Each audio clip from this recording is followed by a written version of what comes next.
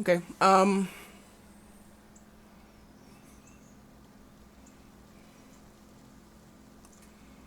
So last week I think we ended with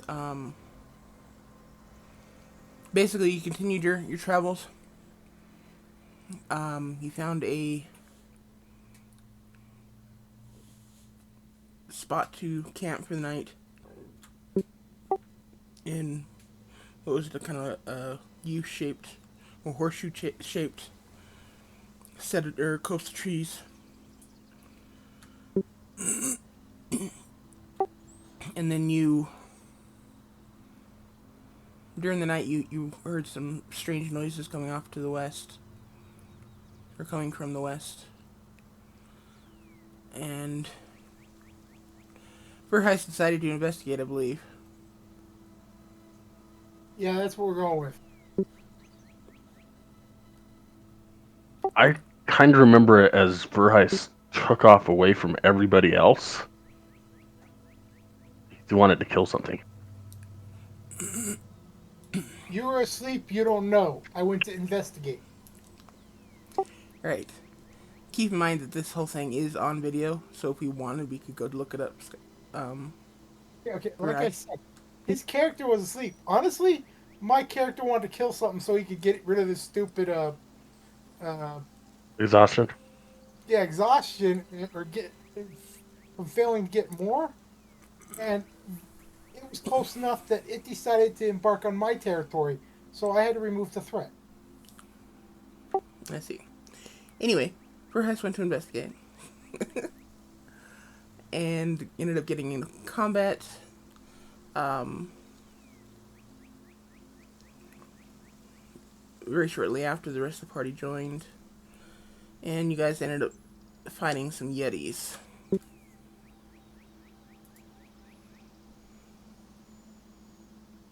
Um, Bit of a understatement there. What do you mean? Almost like, it's some Yetis. Not like a whole freaking tribe. We're only six little ones and two abominables. Mom and dad and the six kids, huh? Something like that.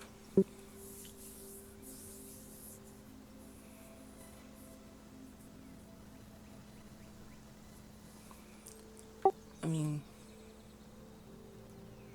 you got the job done, so. Sure, I'll take that over the Nobody died. ghosty wolf spirit things any day.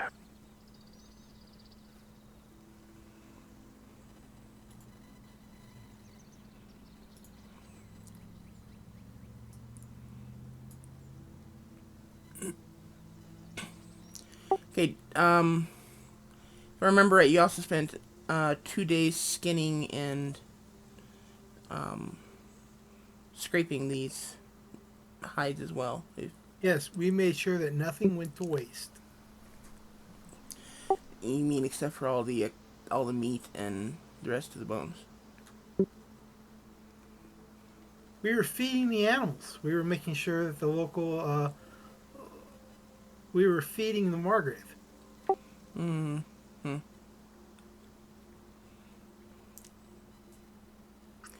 Somebody's trying to stretch some things a little bit there, but that's okay.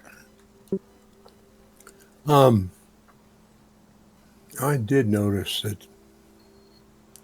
that my hit points have not recovered, and since we spent 2 days cleaning these hides, shouldn't we also have had a full rest? Yeah, I would say so. Okay, so probably should restore hit points. Go for it. Okay, I just wondered if your AI wasn't working, or No, I don't use that one anymore because last couple times I used it to screwed everything up. that's a good enough reason.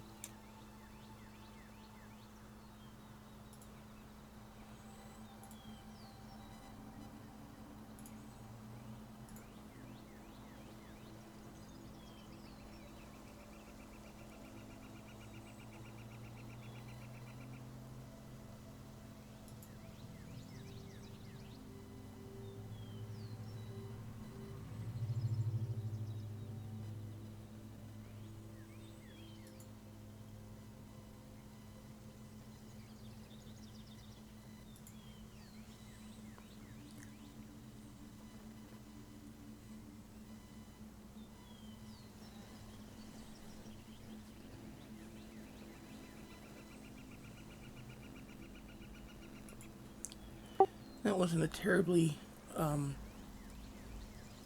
difficult fight, was it? Okay, I refuse to answer that No. because either way, it may be a good thing or a bad thing. No, the fight was fine.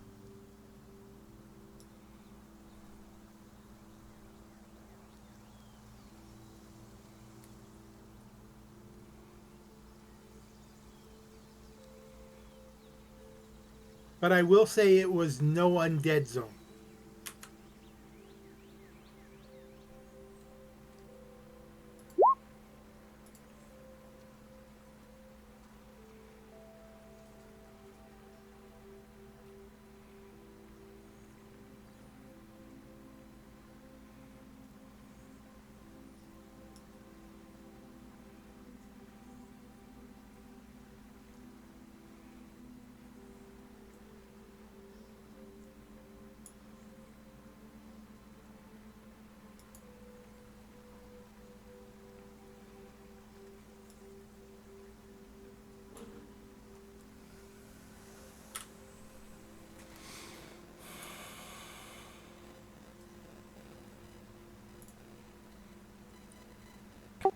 Hey, in my defense, you guys ran into the undead zone. I didn't point you that direction at all. And In our defense, it was a black spot on the map we needed to clear. well, hey, if that's the way you want to play, don't get mad at me if you guys end up in fights that you don't want to be in. And by the way, that one had been prepared for like 6 months. So I guess you're lucky you ran into it then instead of 6 months ago. Because I was preparing that one back when you guys,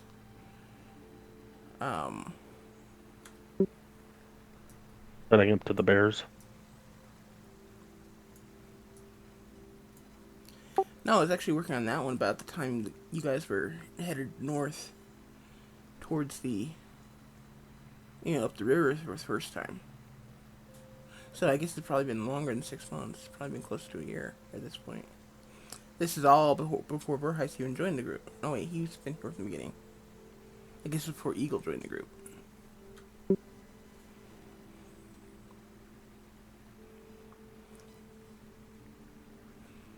Right, Verheist has been here from the beginning?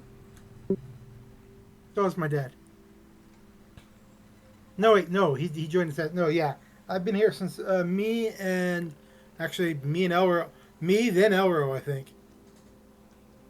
Elro joined late. Yeah, it was you, Ray, and somebody else, one or two other people, and then one of them stopped, and then I came in, and then the other of them stopped.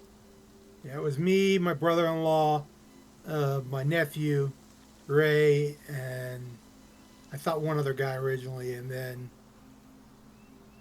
it's gradually dropped from there. Yes. Raised and dropped, raised and dropped. Apparently I'm just a bad DM. Sorry, that goes back to a whole different conversation from a whole different game. Yeah, I wouldn't say that. I would say that the people who came and then dropped away probably weren't really committed to D&D. They thought they had a life.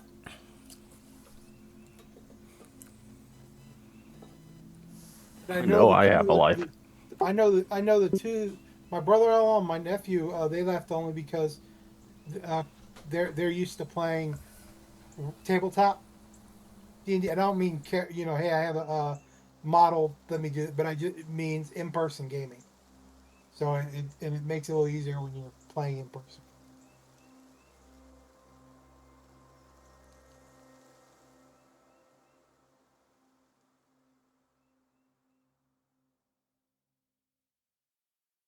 So they still have their in-person games once a week or once a month. Well, that's to each their own, I suppose. I personally prefer the online because when I close it down, I don't have anything to clean up.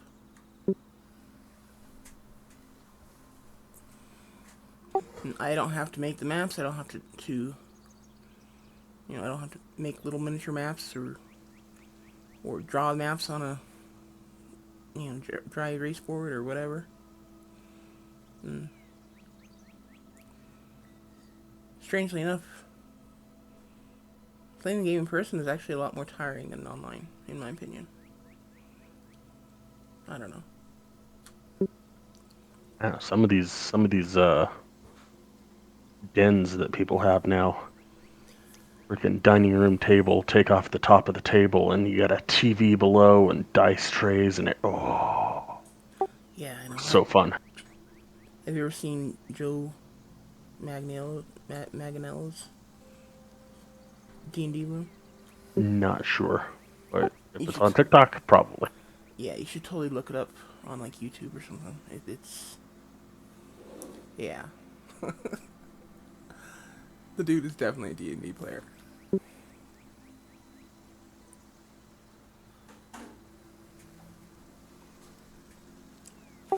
Anyway, so you guys spent 2 days skinning, and I believe you were waking up after the third day? Is that accurate? You guys got Sounds about waking up right. in the morning? We're ready to track again. I collect all my gear and every time I wake everybody up, or Durenda wakes us up, depending on who slept who pulled last shift. Make sure I do an inventory of all my gear, and then get ready to head out. Look at the rest of them after we take or after I take a ration. No, I had a ration last night, so rest of my a little bit of my ration this morning, and we're ready to get lost in the woods again.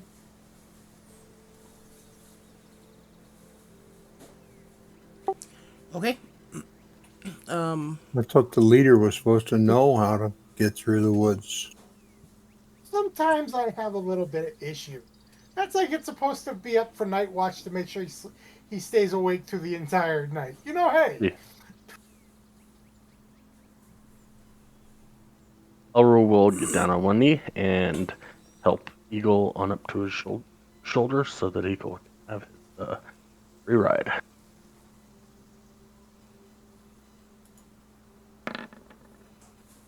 Hey, where do I sign up for that?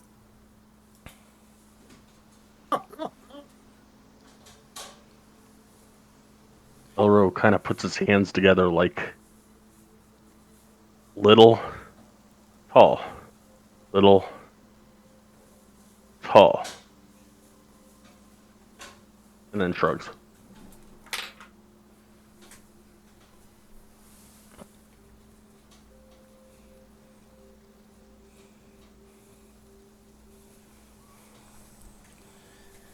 Okay, I get my gear ready and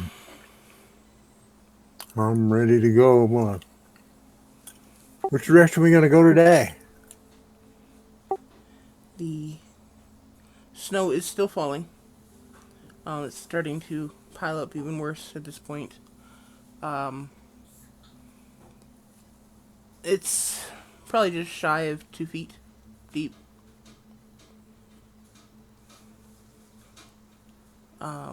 Except in the areas that you guys camped and have been moving around, dealing with the Yetis. It's kind of stamped down in those areas.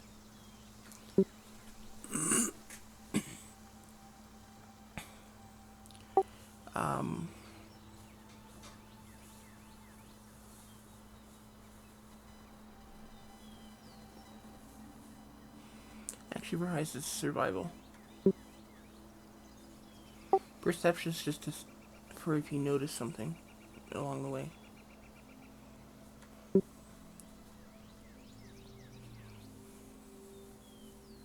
I like that one better anyway. It's okay.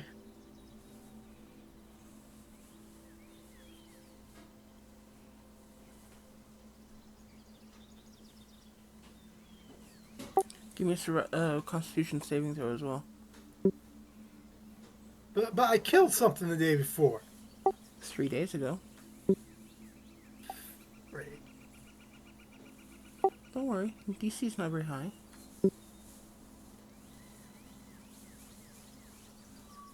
DC's not very high. 1. That's what I was thinking. I would use a key point. I would. You succeed. Like flying colors type succeed.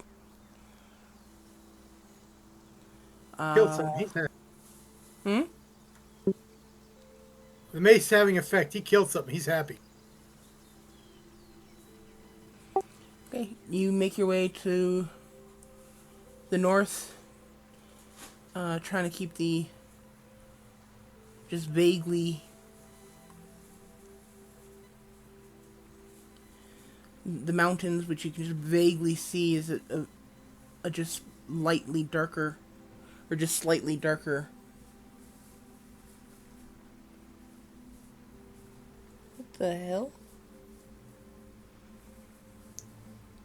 Some guy just climbed onto the hood of a car outside.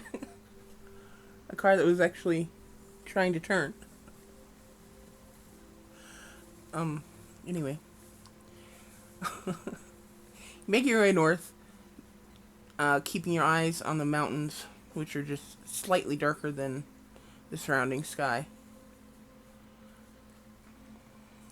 It wouldn't be easy to lose track of them if you weren't careful.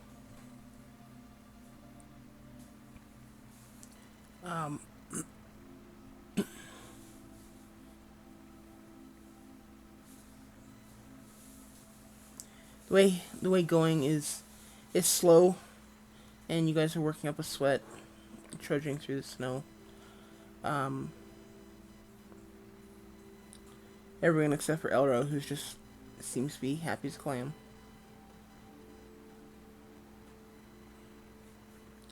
I don't think most of the clams that I've ever eaten were very happy. Mainly because they were dead, but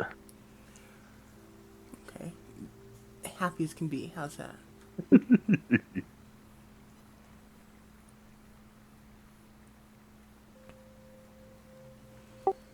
Um,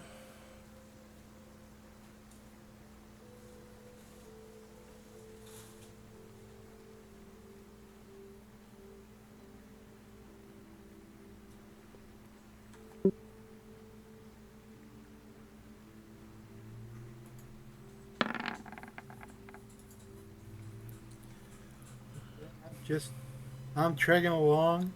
I'm paying attention to the weather to see if it's going to get worse, and if it's something that, hey, we actually do need to find a place to hibernate for a couple of days, even though I really don't want to do that. But also keeping track, because the faster we get somewhere, the happier I am. Mentioning this to the my compatriots. First of all, do you guys stop for lunch? Verhai suggests that we keep on going just because we took 2 days to carve creatures. Elro's happy with going just because he grabs leaves and branches off trees and eats as he goes. I don't have a problem. We can go right on. And is anybody helping me with making sure that I keep heading the right direction?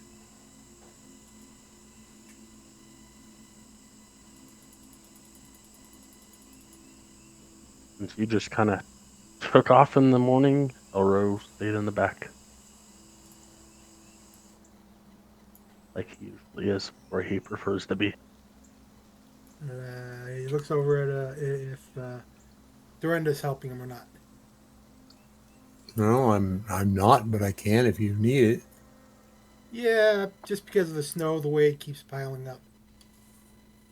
Okay.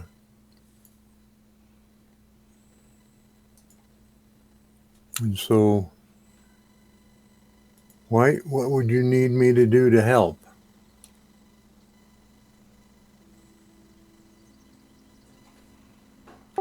Well, you can either roll survival yourself or give him advantage. On the roll he's already taken? No, he would be re-rolling because until you guys decide that, anything you roll before that is cheating. Okay. Well, we don't want to do that. Sorry, not cheating, metagaming. I rolled it because he said yes, I'm going to help. So that's whatever that was. I was taking his as the, even if it was a bad roll, I was taking him as the help. So I'll roll it, no problem. I wasn't metagaming. It was actual. As soon as he said yes, I said okay. Because your normal thing is if somebody's helping, then it's whatever rolls come up. Sure. All right. So, There you go. okay.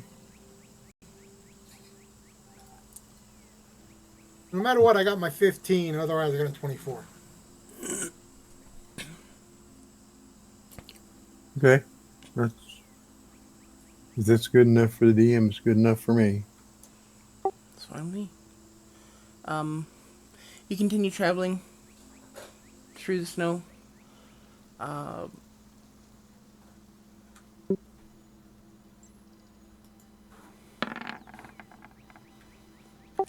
Uh, the snowfall does start to lighten as you get to your. As the sun starts to set. As the longer you travel, the snowfall starts to lighten a little. But it is still coming down. Um, the only real thing to notice throughout the day is that it's really quiet, but it's rather typical with snowfall, so it's nothing terribly out of the ordinary. Um, there just aren't a whole lot of critters out and moving around. They're hiding in their little critter holes, trying to stay warm.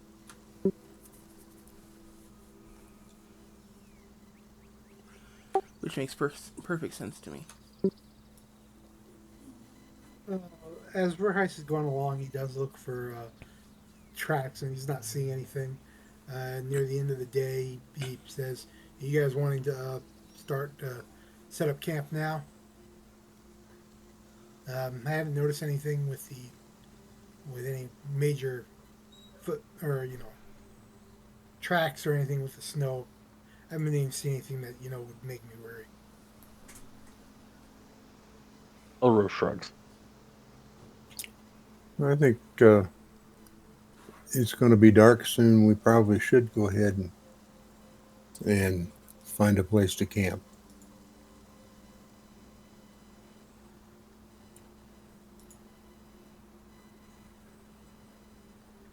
So start looking for a place.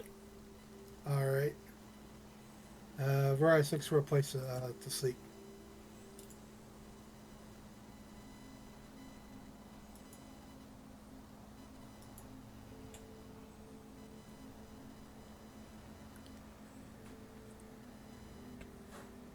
Oh, touches ice. What's that? Elro touches Verheis. Uh, Survival or perception?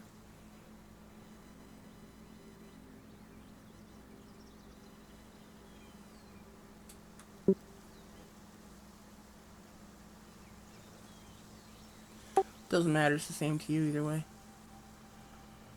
Um, Perception, I guess.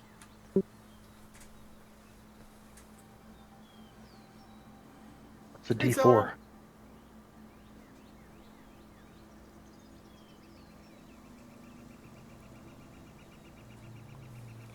Yeah, add a D4 to that. 13. You like that number today.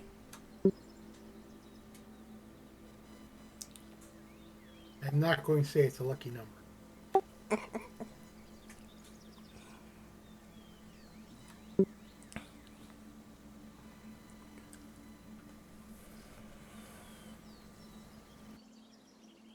Good thing you beat that Constitution saving throw.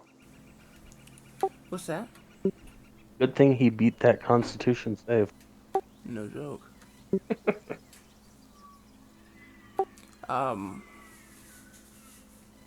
it actually takes you a little while. Um, you're kind of looking around and continue along the path that you were traveling to start with, or rather in the direction, uh, hoping that something will catch your wandering eyes. Um, it's actually well past dark before you guys actually find a place that will work, and it's really more we're too tired to continue rather than um, this is a good place to camp. I mean, it's not bad. You have trees blocking the wind from two directions. Um, and as long as you get a fire going, it probably won't be too terrible in there. Verhey spends time collecting, making sure that he has some good dried wood or wood that'll burn, and then starts to make a good fire throughout, and enough wood to last throughout the night. Okay. Looking at Elro saying, "No ice, no ice." No ice?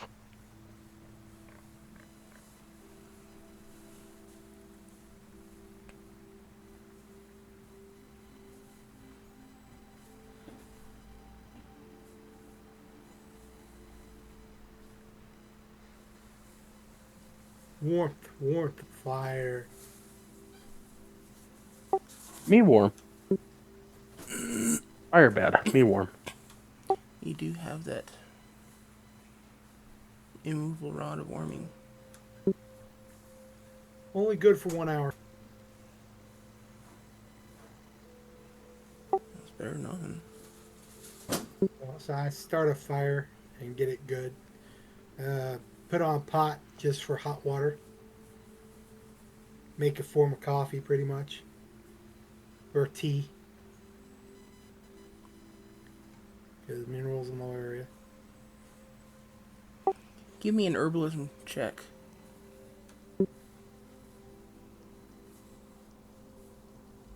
Right. Herbalism kit check. Should be on the There is herbalism. left, underneath this skills. I know, that's what I'm looking at. There should be Acrobatics, animals, arcane, no, athletes. all the way at the bottom. Keep going all the way down below that box. Passive wisdom and then tools. Oh.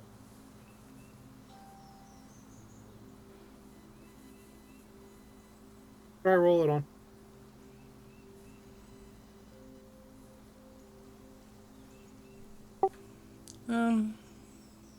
I'll let you choose intelligence, wisdom, or charisma.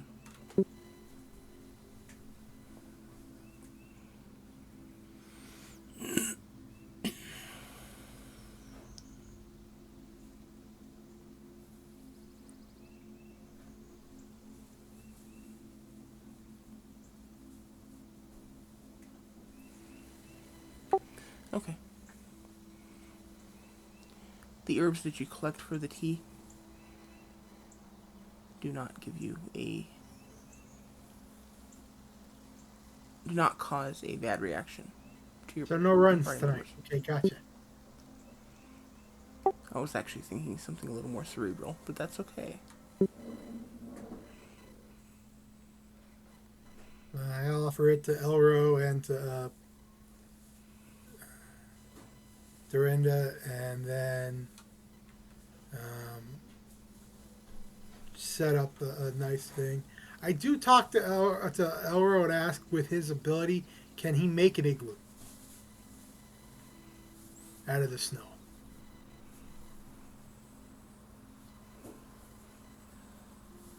Igloo? and I describe what an igloo is, or a dome, to protect us from the weather. Does Elro know what an igloo is? You would understand a small domed building made of ice. The word igloo. I don't know. I guess it's up to you whether or not you'd understand what that would be. Because From the forest. So, um, A cave made of ice. Yeah, that's it. Yeah.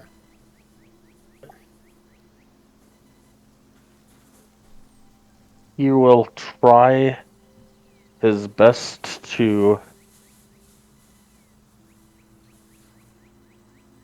figure out where the wind's coming from and build it backwards from the wind against the two trees, and it'll probably come out looking more like a lean-to than an igloo, because I don't think Elro really understands the term.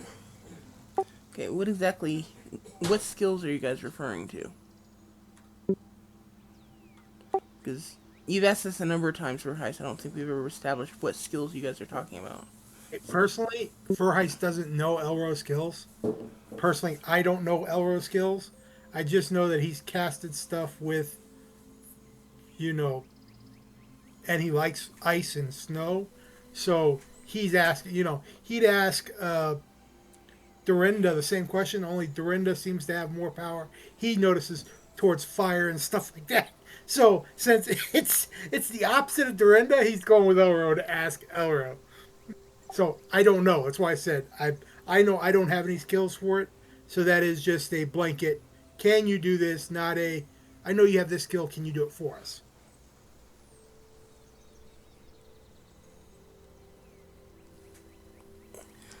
So it's up to Elro to know. Yeah, let me try this with this skill. But I have no idea. Okay, then I will pass the same question to Elro. What skill are you referring to that can do this ability, or that can do this thing? I'm not sure what you were trying to ask, but I would say survival. I don't No. have an ability that can do it. Oh, you're just gonna try to build it by hand type thing? Yeah, yeah. No, I don't have Gotcha. any abilities like that, but I didn't know if you had any spells or something like that. That's why he's, putting it in yours. yeah, no. I have no spells that I could do that with. Okay. Then survival it is. Then I'm helping him do it since Elro gives me the I don't know, but I can try, and he starts working on it. So I assist with the best I can. Okay, you make a pretty effective um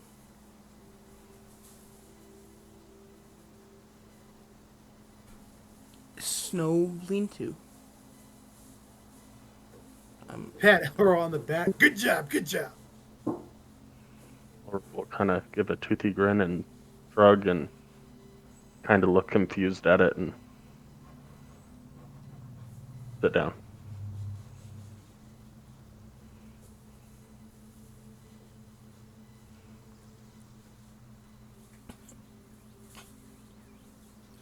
Okay, Dorinda, what are you doing during all this time?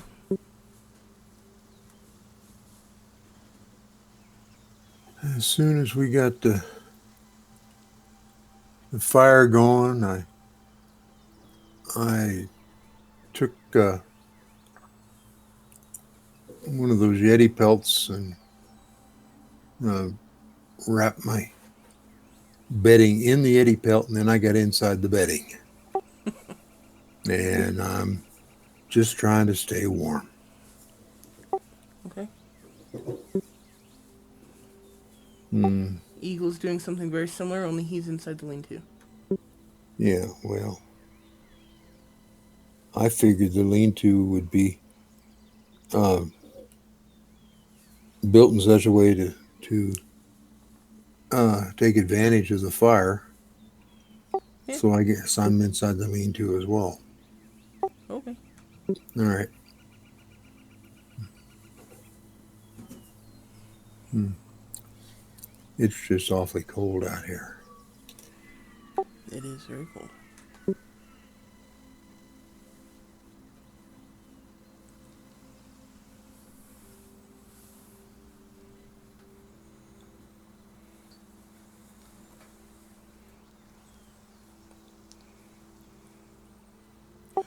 Okay. Who's first watch, second watch?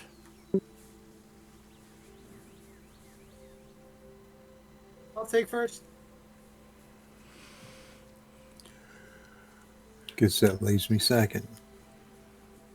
Okay. Perception for your watch. Rise.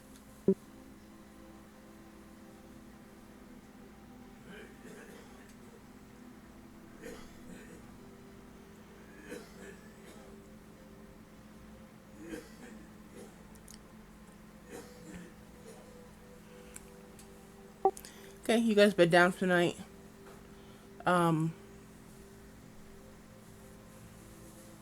Verheis kind of does his thing, starts to work his way around camp, around the perimeter, just kind of trying to stay inconspicuous despite the weather, and try not to wake the others.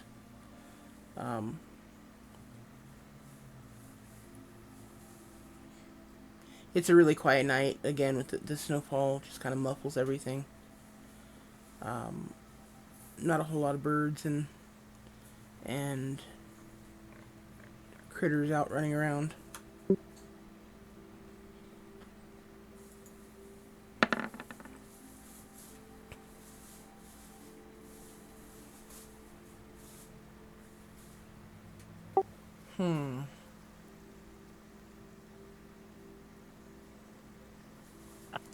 Normally one is bad,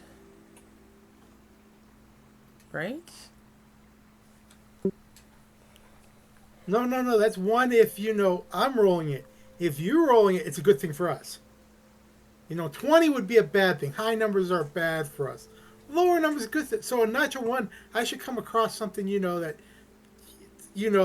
nice potion we've been designing. I'm pretty sure my book says random encounter, but Yes, I'm ready for the random encounter. Go ahead and throw it in.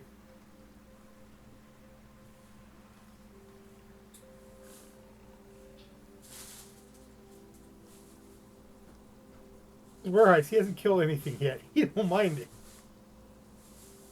Doesn't that mean I get a advantage? I get first initial attack.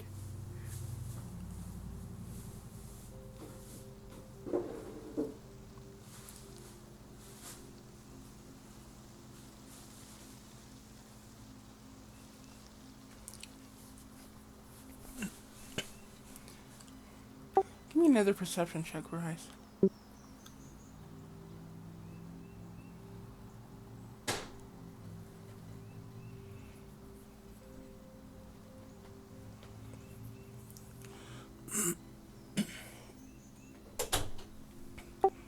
As you're walking the perimeter of the camp, you walk through this little group of trees.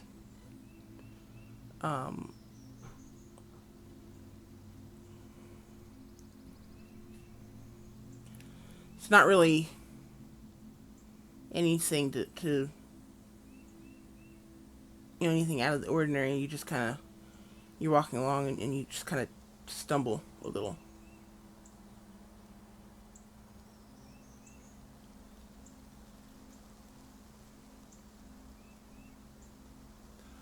Wow. Really? Elro? sorry, it was a TikTok. Mimic poop? That's the first I've heard of that.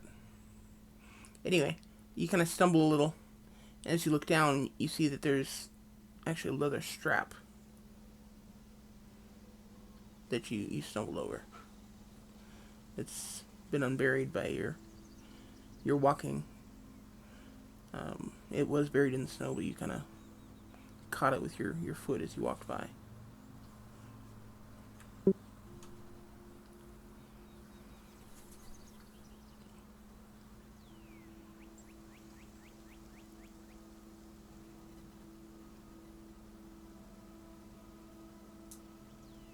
Sorry, I had a phone call. Can you repeat that last second? Because, sorry. You're walking along the perimeter, and you walk through this group of trees, and you just kind of stumble a little as you're walking through them. You look down, and you see that you've uncovered a leather strap. There's this little leather strap sticking out of the ground. Or, I'm sorry, out of the snow. Uncovered by your passing. I dig it out to see what exactly it is. Okay? As you dig it out, you find yourself Oh, yep.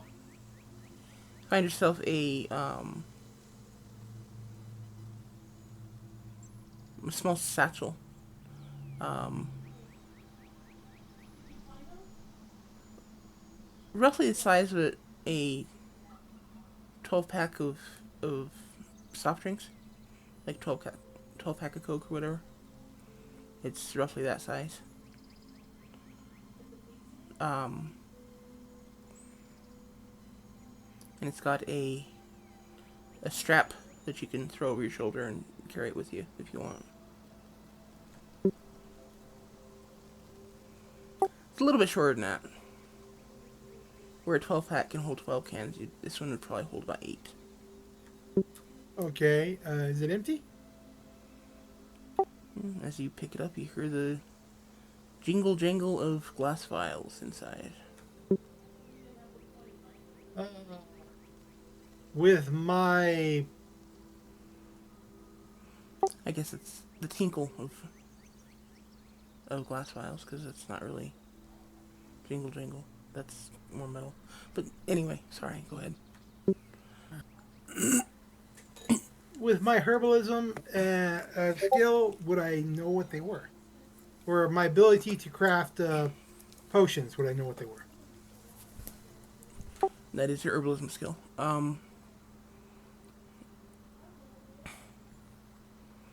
You can give me a herbalism kit check with intelligence if you'd like to try to assess what they are.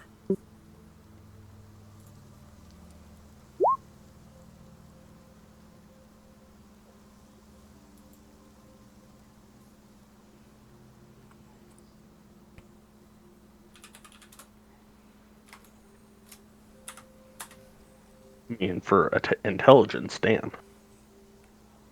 Yeah, considering I get 0.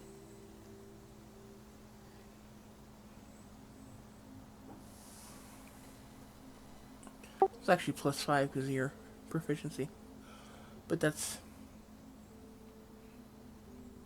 Never mind. Anyway,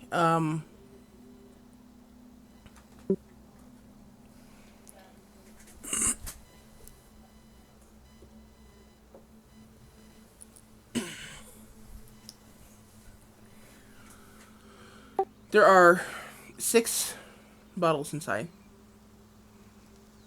Alright, wait. You said 8, but 6, okay. I No, it holds 8, and that's it, okay. Just a second, I need to look something up.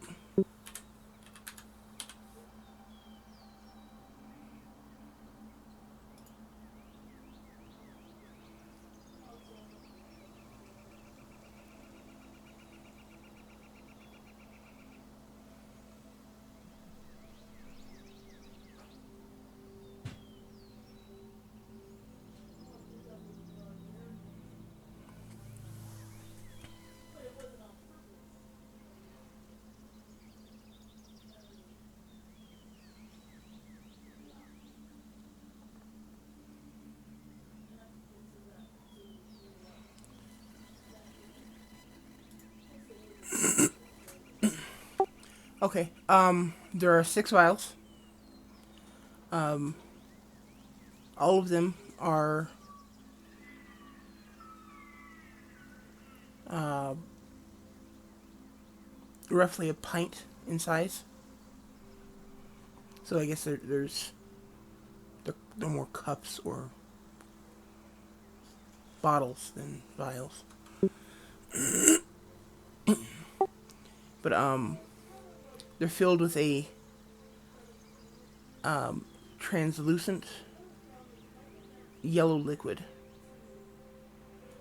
kind of like neon yellow. Um,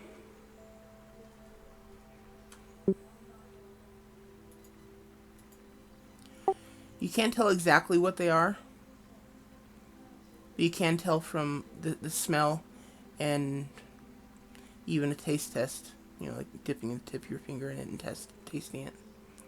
Um, that they're intended to alter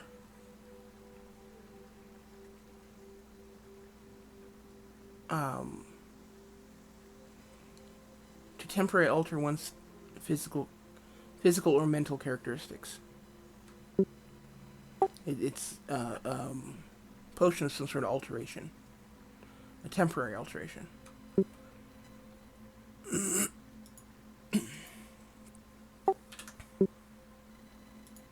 Okay.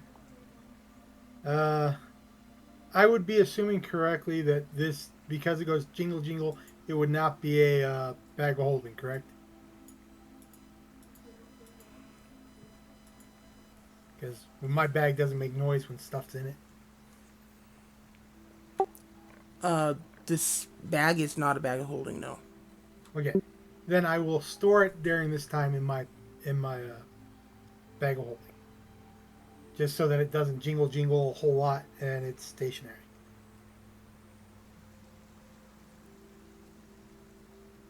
And Okay. then I will keep walking and doing my rounds for the rest of the night until I find until it's time for me to wake up Dorinda, and I'll go and tap her awake on the foot, saying, "Hey, it's your shift so far. Been a quiet night, and no sounds, nothing that would be award winning." And then when she's up and awake, I'll go and lay down and sleep.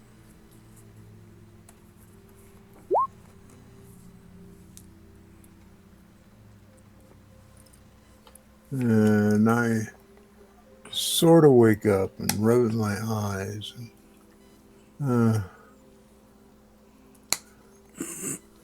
I'm not really sure what's going on. Uh, was that Verheis? Or was I imagining things? I roll back over and pull my Yeti cover tight.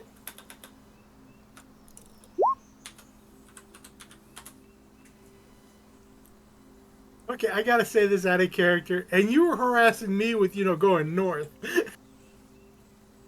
It's almost, I was about to type this, but it's almost as if the game, as if Roll20 knows specifically that this is what she is doing. She gets good perception rolls, except when she's on watch.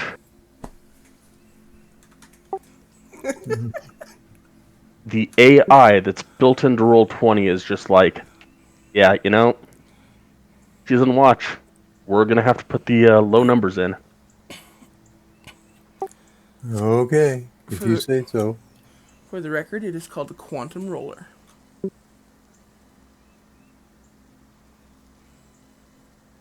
You know It's an that they AI. We replaced it with know. AI. Oh, it totally is an AI.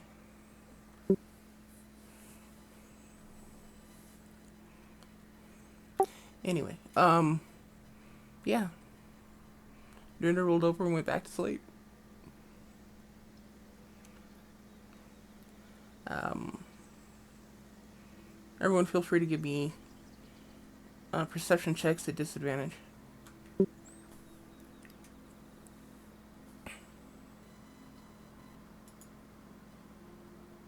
I can't get much more disadvantage than what I've already rolled.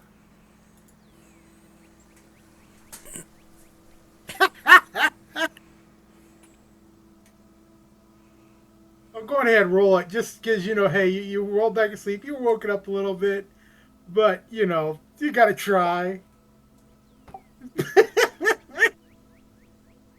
So I got a Oh, 9. better than a 7.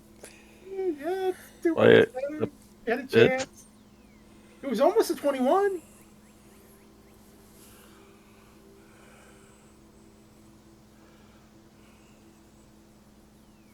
But he said disadvantage. Yeah, I know. I'm just, Okay. So, Verheist and Arrow, you both wake up at the same time. Um, to the soft whoomp of snow falling from a tree limb because it just got too heavy. You guys look around. You don't really see Dorinda so much as you hear her snoring under this pile of snow.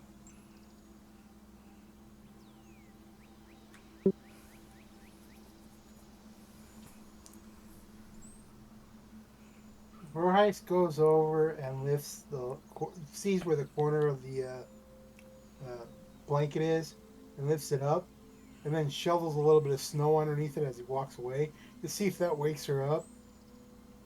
As he shakes his head and That's restocks just the fire. mean.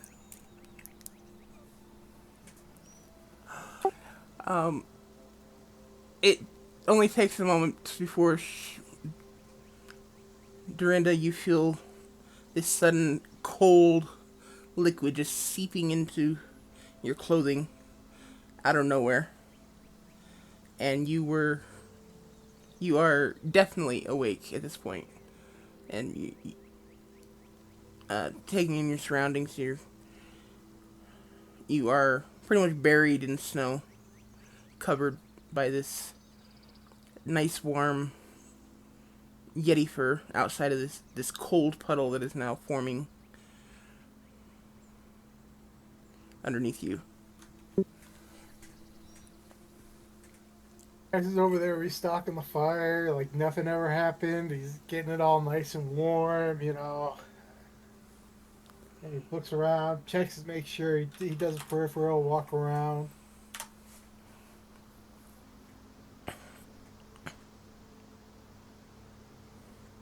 I get up and uh, go over to the fire and try to, hold my bedding open so that it gets warm. At least wet and warm's better than wet and cold.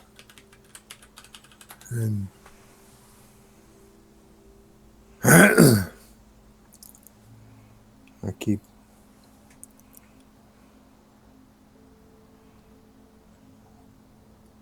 keep trying to get warm. Hopefully get this dried out.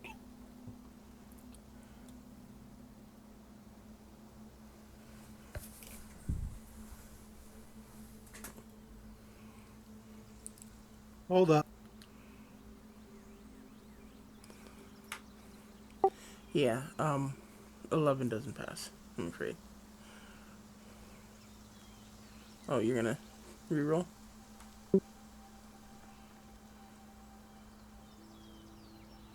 26 does.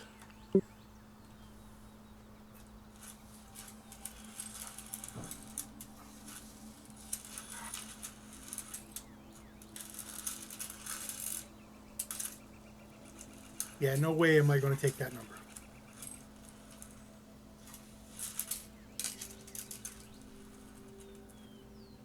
You didn't want to head south?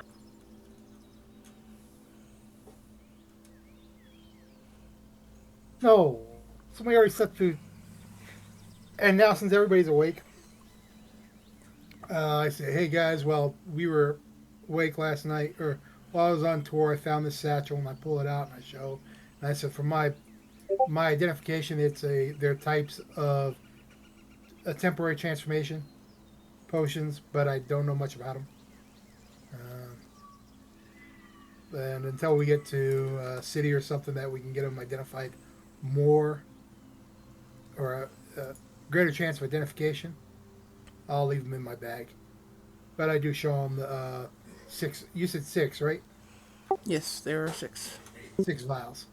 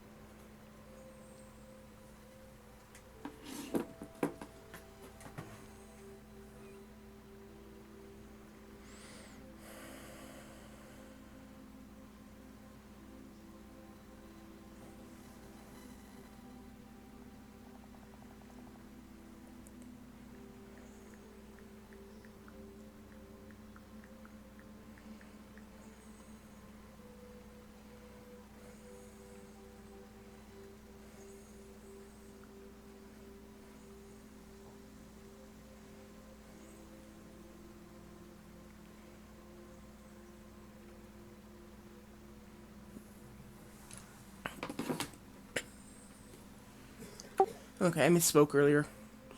These aren't pints. It's close. It's a little shy of half a pint, I guess. There's like 6 ounces in each of these little bottles. Well, that's a half a pint would be a cup, which is 8 ounces. So that's much smaller than what you originally said. Yes. That comes from me sucking at the whole pint, gallon, ounce thing. So you said half a pint pretty much per thing? Yeah, it's about 6 ounces. Basically like a shot for Elro.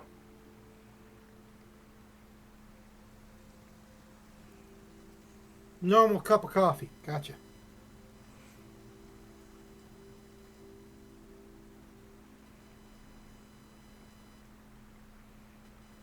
Sure. That is accurate. 6 ounces is a cup of coffee? Yes. Oh, okay. Styrofoam cup. Yeah. I don't like coffee, so that's too much in my opinion.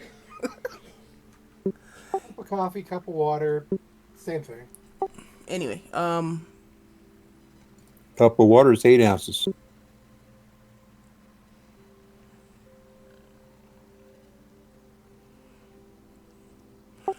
so he's got these 6 little bottles of kind of neon yellow fluid.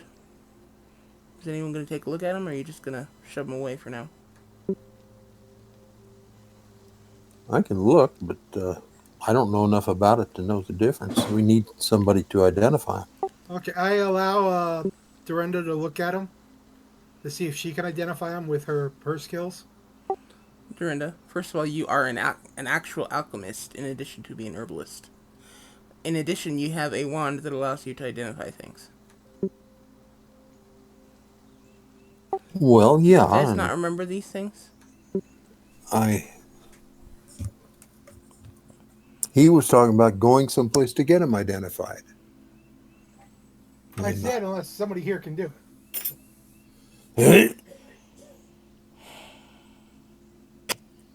All right, fine. I'll cast identify with my wand.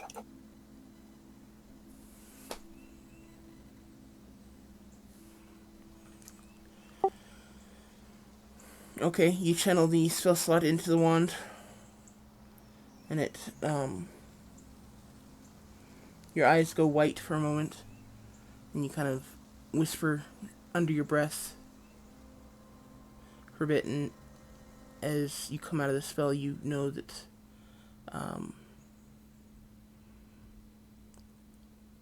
this potion will grant the imbiber, great intelligence for 8 hours.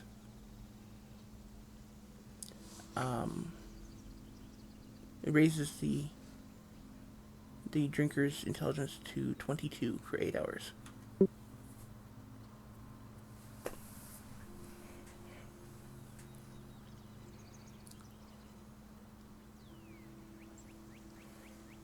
Well, that's interesting.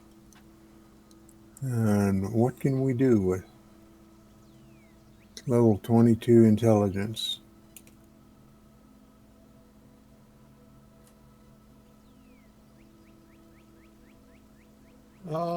Verheis suggests that you use if you're able to use, at night. We do this every night to find out what they all are. That way you don't waste your spell slots, you don't waste your daily spells, but at the end of the night, if we haven't fought or something, then, use a couple, because that seems pretty good that in case one of us needs to be smarter for some reason, that'll help us through the night or day. It'd be great. There's a pretty good chance, looking at them, that all 6 of them are the same potion. As in 6 doses of the same potion.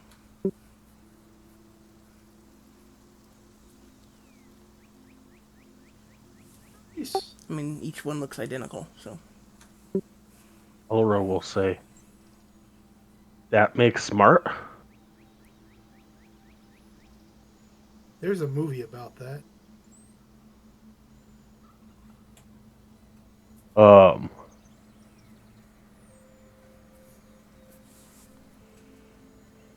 That makes smart. Think so. If make smart, maybe help read book. He looks at both Elro and Dorinda. Don't you guys both have books? And he hands three to Elro right away, just because he knows for a fact Elro has them, or Elro has one.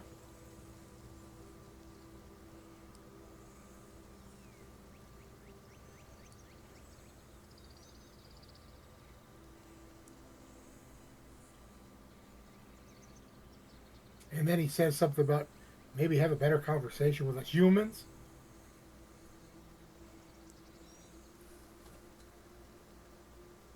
Elro will give you a toothy grin.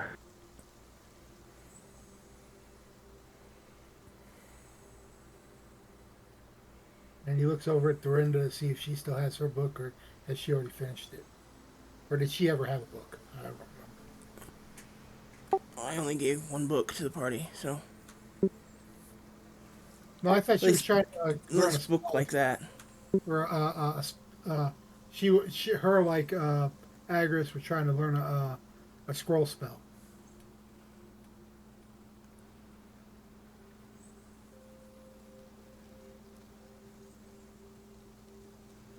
Not that I recall. Right, Dorinda, you're welcome to correct me, Dorinda, if I'm wrong. I don't remember anything like that.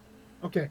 Well, Verheis puts them in his bag of holding, and he says, "They're here if we need them. If not, I'll leave them in my bag." And he looks over at Elro, and says, "If you need more than that to learn your book, let me know." Maybe Elro has a book? Or, okay, how many potions do you have on you right now, Elro? he takes out his potions and holds up 3. Okay, yeah, and you can have 5? Yep. Okay, he takes 2 of those back and says, "I'll give you 1 a day until your knowledge of the book is done. That way, nothing bad happens."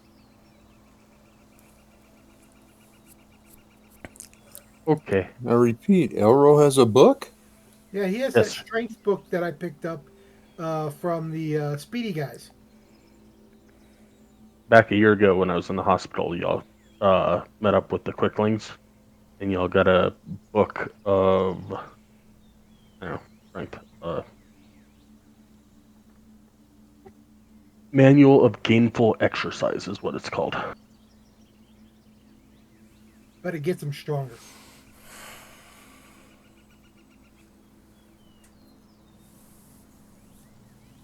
Okay, DM, is that something that the intelligence would help with?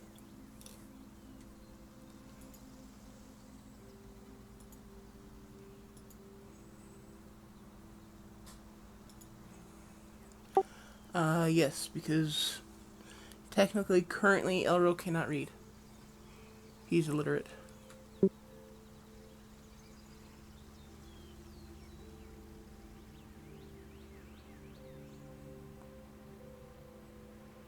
Okay, if it makes sense to try and use it, that's great.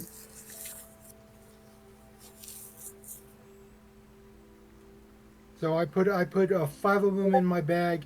You've got one of them, Elro. Or do you want me to carry them until you're ready to use it? You carry. All right, I put all 6.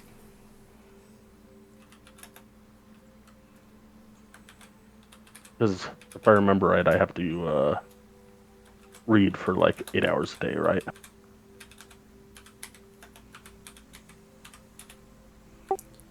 Um, yeah, it's 48 hours over 6 days, so. Gotcha.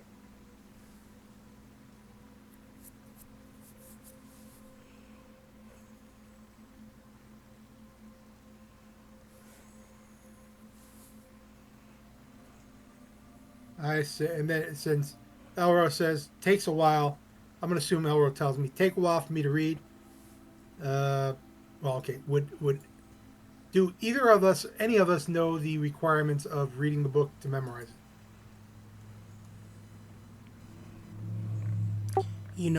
The book would have to be studied, and it's not a small book. But it has to be done in all in one shot, though. That's what I'm saying.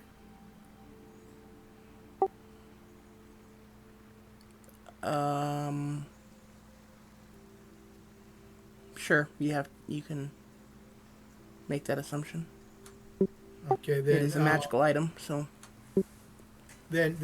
Elro or Averhais tells the group when we finally meet this guy, the brother, and we help him, and if we're able to, let's take a little bit of time to rest and allow him to attempt to read the book. Are you saying that he has to read this book for 48 hours straight? No.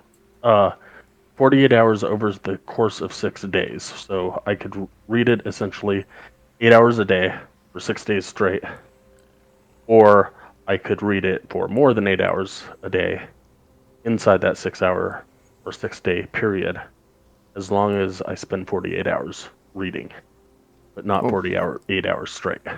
okay, that's good. That's different than what I understood Bryce to be saying. I know we'd This have to take a week off, pretty much, just so that he can guarantee to get this done. this is a test of willpower. You have to stay up for the next 48 hours doing nothing but reading. And that's punctuated with a snore. Yes, a major one. I want to use my diamond soul skill.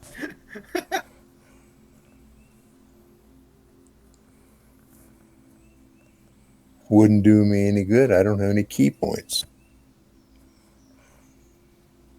That would be cool if you were able to, hey, you or a party member, you are allowed to help. There are certain spells that are like that, and Agrius was supposed to help Elro with that before, everything happened.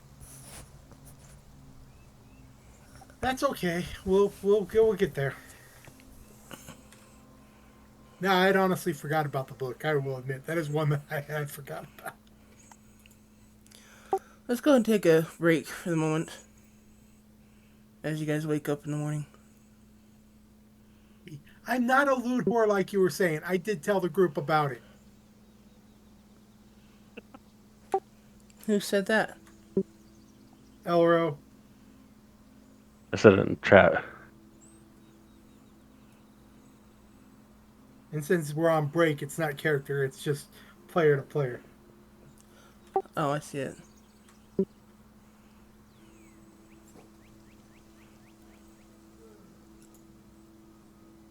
Granted, I would have never known what it was until somebody else identified it. But still, do we have anything that still needs to be identified? Anybody know? Probably, but who knows? So this TikTok went into detail about how um, alchemists have been trying to perfect a way of making like endless gold, and mimics have done it all along. They eat adventures and they poop gold, and then they put it back in their mouth to tempt adventures with. Adventures reach in, and then they eat the adventure, and they poop out gold, and constant cycle. You hilarious. Right. It's like so. Adventure walks around and sees a nice shiny pile of gold, picks it up, and ew, it's mimic poop.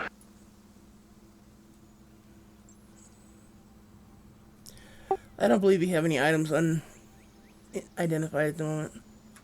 Okay, I was just checking my inventory to see if I had any. I didn't know there was like just one item that, oh well, we hadn't done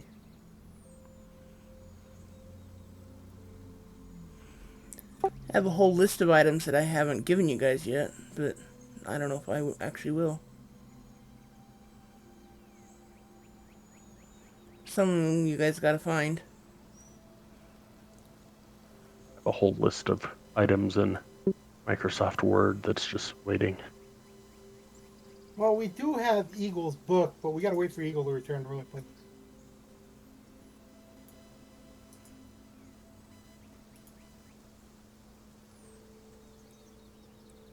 Okay, I will admit he would too. That if we come across where one of the items is, he would go looking for it. Whether he tells us about it or not, but he would actually go looking for it. He has said that.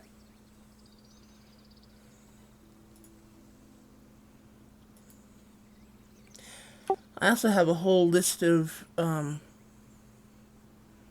whole bunch of cards here for items that I have nothing written down in them. I just have a picture.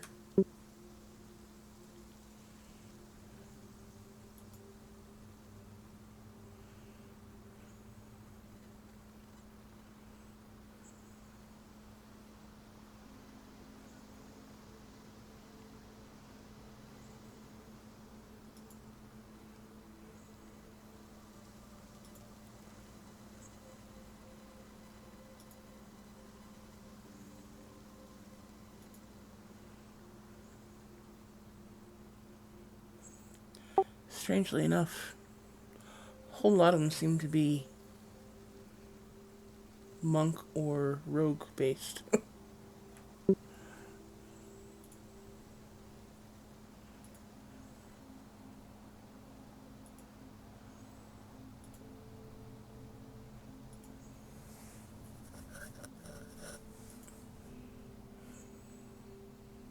Well, rogue is pretty close to a ranger, and our monk is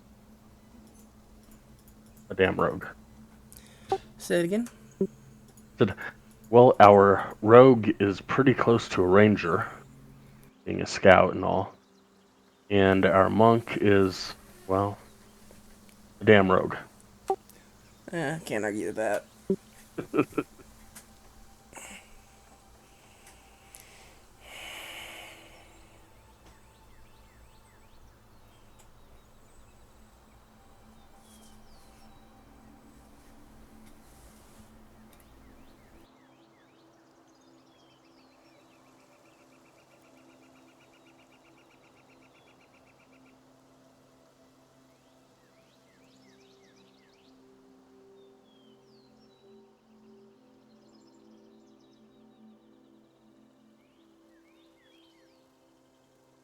Hey, look, Dorinda does have a book called The Manual of Golems. You take like 4 months to create a golem, or 6, or a couple of years. I knew there was something she had. I'm like, you had a book, right? I know you have 6, and we need your this. We need at least 4 of those for your character right now. But I have 2 additional if she couldn't do it. Well, I'll need all 6 of them essentially. You will. Yeah, Okay. I thought they were 8-hour potions. yeah. 6 days times 8 hours a piece is 48 hours. Okay, never mind then. Yeah. Or 4 days of 12 hours apiece. If I take a potion and read for 8 hours, and take another potion, read for 4 hours, and 4 hours is wasted. I was thinking they were 6, not 8 hours. So, 12, 12, 12, 12 is 24, 48. Yep. 4 days. You're right. I'm wrong.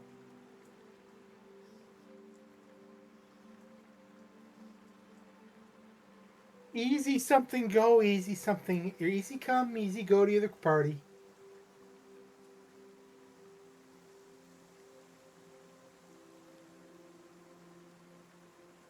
Come across yellow potions in a different game in the tomorrow game, and I was like, ooh, like before anything else was said, I was like, ooh, potions of haste, or technically like yellow with like a black streak or something in it, but he didn't say anything about a black streak, and I'm like, ooh, potions of haste, ooh, ooh.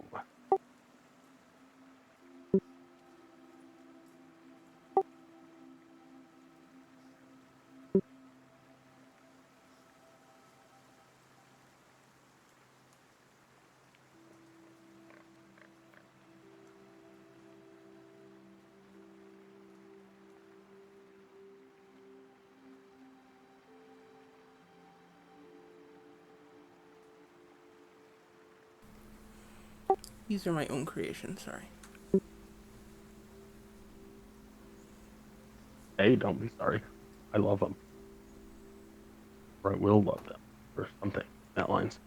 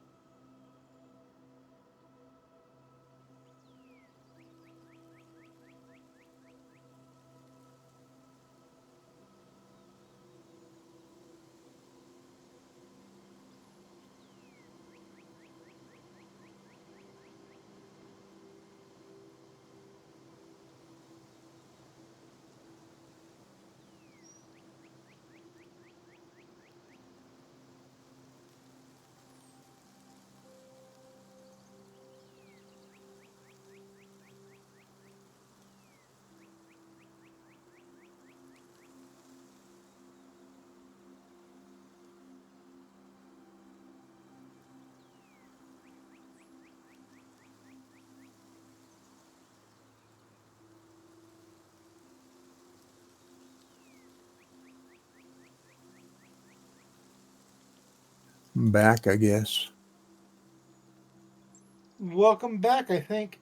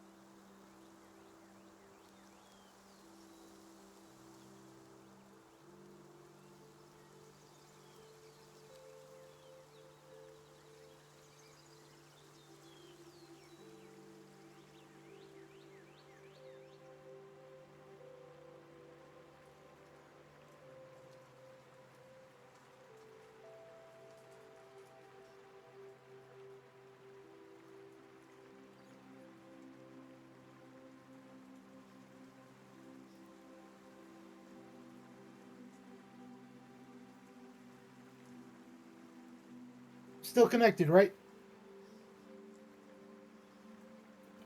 As far as I know.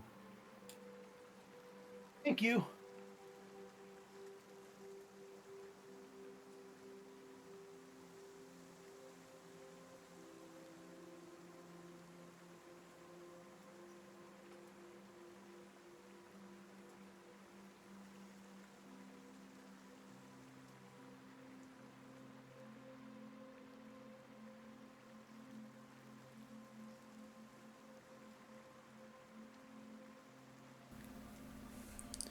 Okay, I'm here.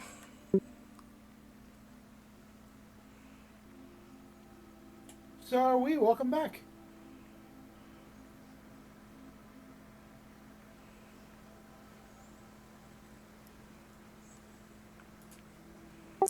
Thank you.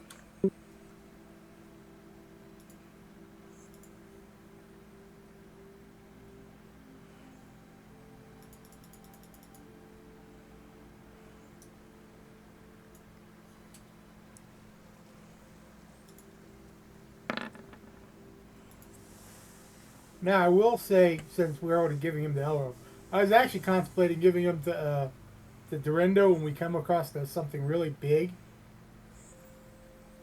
just because of a lot of her DCs are based off of her intelligence.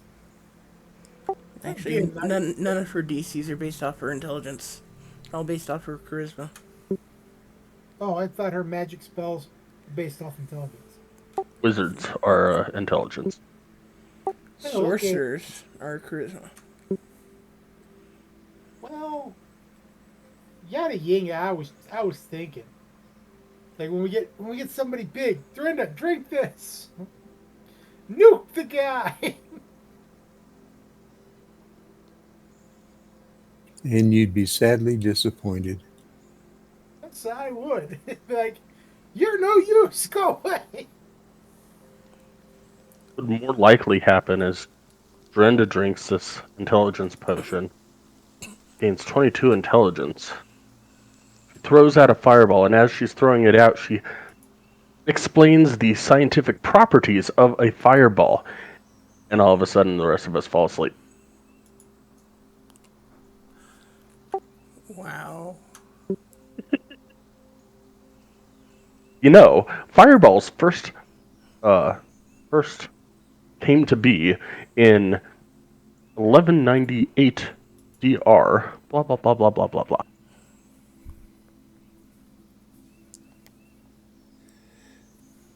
A whole lot further back than that, I would think. Yeah, I'm just making shit up. I Dragon was the first one to cast the fireball. He had problems breathing, so he burped.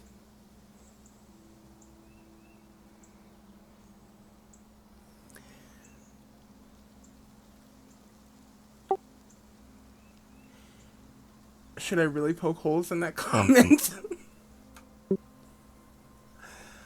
Or should we just go on? Continue on. You can continue on. Let's go. Okay, so as you are discussing these new acquisitions,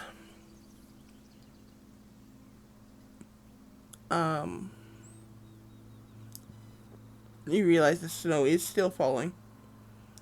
It's almost 3 feet deep now.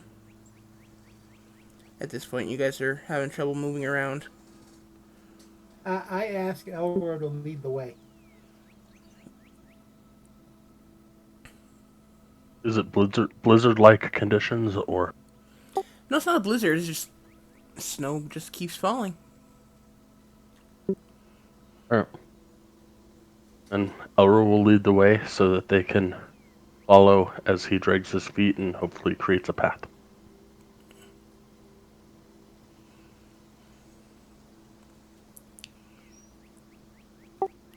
Okay. Go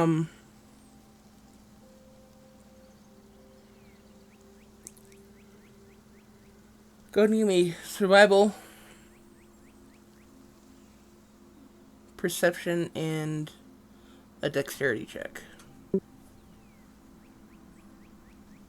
Elro will touch himself twice.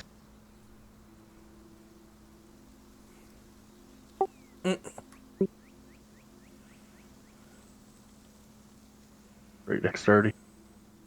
Yeah.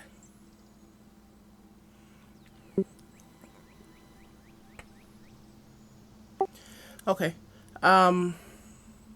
Also, that for shits and giggles.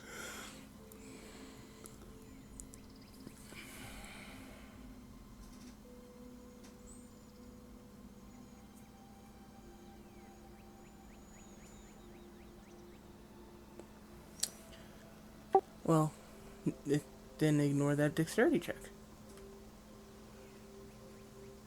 Well, actually, it's not due to the ice that you were having trouble, so yeah, keep the dexterity check. It's all for you, so.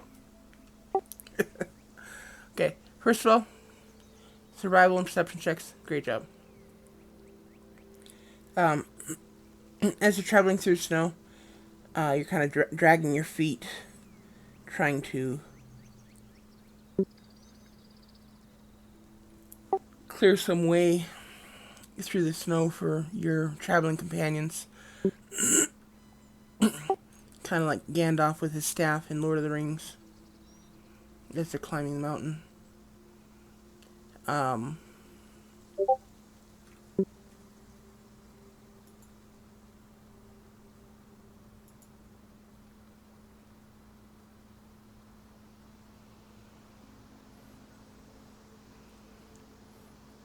how do you figure 3 nat ones in a row? The 23 the plus 1. guidance, the disadvantage, and the guidance.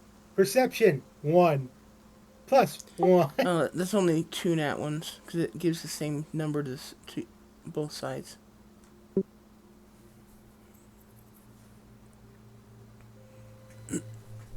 That makes sense.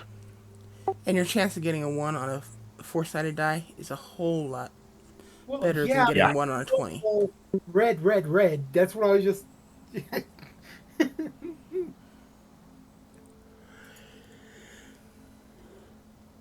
Anyway, I'm sorry. So you're kind of pushing the snow out of the way. Makes travel slow. Um, Elro, you're having trouble, um,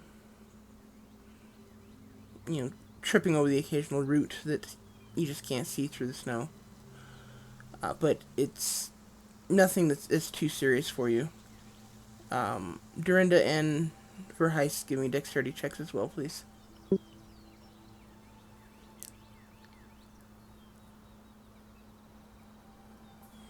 I mean, Elro, you're used to walking over these kinds of roots on a regular basis anyway, so, I mean, it's literally first nature to you as you grew up in the forest. Dorinda and Verheist don't seem to be having a whole lot of trouble not tripping over them either, for the most part. I mean, occasionally there's one that catches all 3 of you, but, it's nothing that, face plants you in the snow or anything like that this time.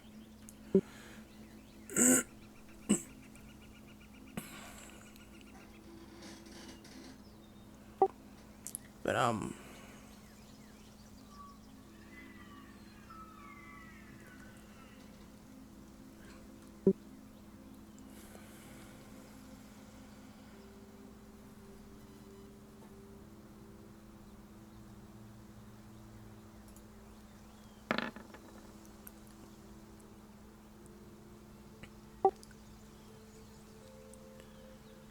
along about, a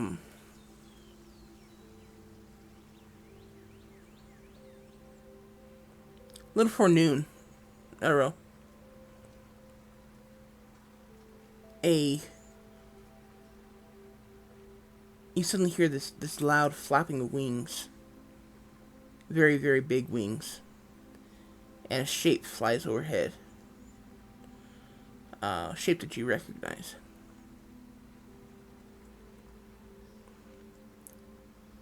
I will send to use my cantrip dragon sending and say, "Is that you overhead near a mountain?" To Gershikar, of course.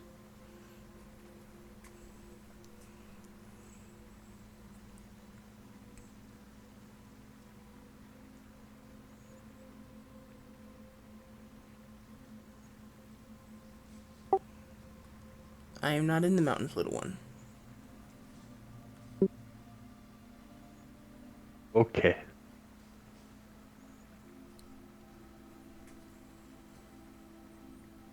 Bird flapping.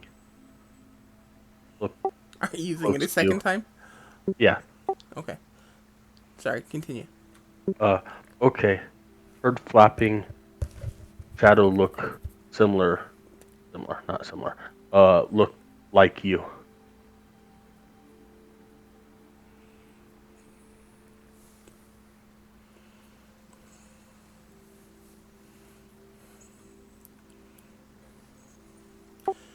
Proceed with caution, little one. Not all of my kind are as friendly as I.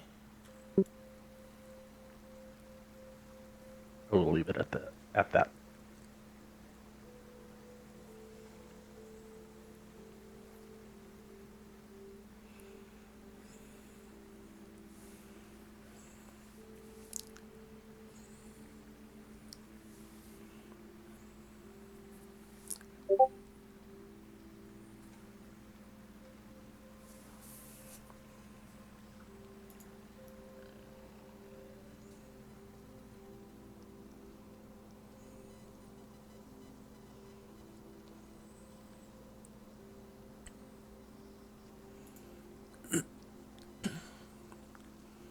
Okay. That was about an hour before lunch. What are you What are you doing for lunch? You guys stopping?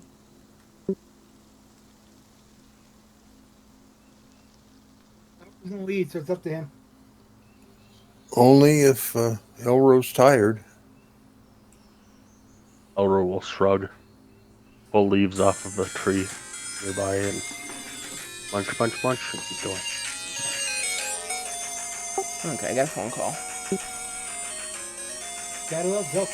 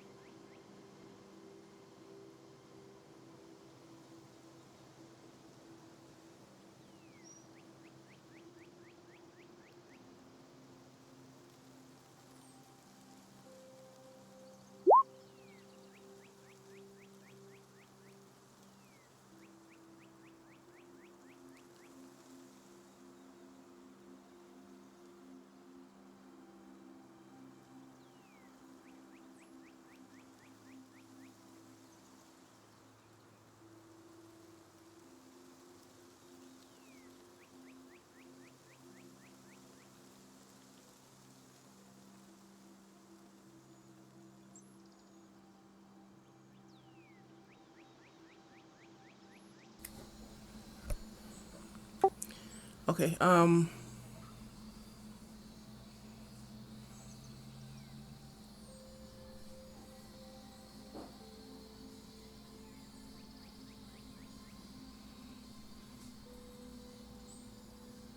Sorry about that. I'm back now. Um.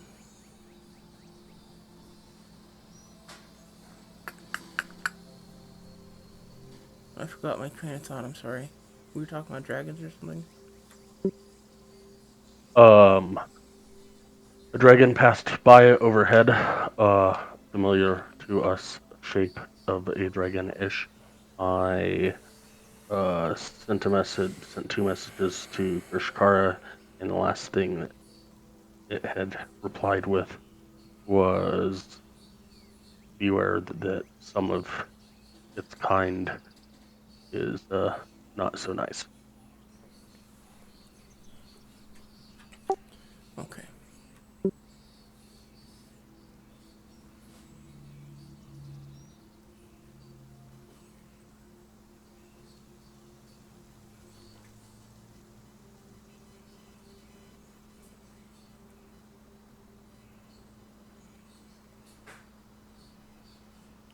For the record, Verheis, you do know that he was sent to this cave to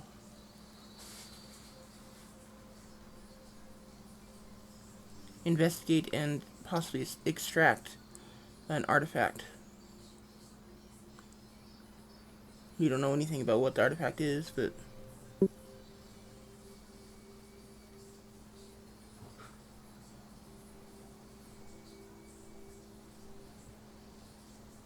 Okay. Verheis, as we're walking towards this cave, remembers that one of our former party members that froze, I think he froze to death, had a quest to come up here for and to explore a cave that we're heading towards. Whether it's that cave or not, I'm not sure because I don't know exactly where. But there might have been an artifact he was looking for at that time.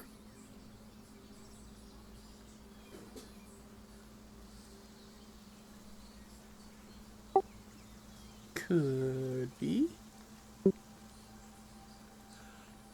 But just so Errol everybody just else, kind of shrugs because he doesn't understand what the heck you just said. And he understands it, but it's just like, okay. This is out of character anyway. Because, Okay.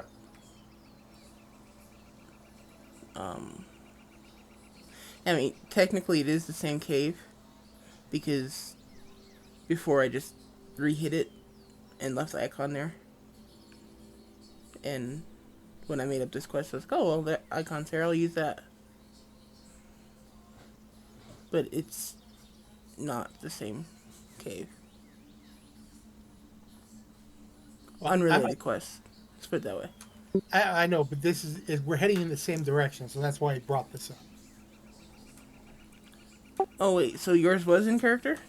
Yeah, no, that was Verheis' in character, just to talk, because, as we're heading towards this area, he's like, well, I know there was, and we just had a dragon fly over our head, so that's why something big fly over our head, so that's what brought that up. Where I said, I don't know if it's the same cave or not, but I know that, in our previous journeys, one of the guys said that he had a quest up here to explore a cave. So I don't know if we're heading towards that direction or not. That's why I said it.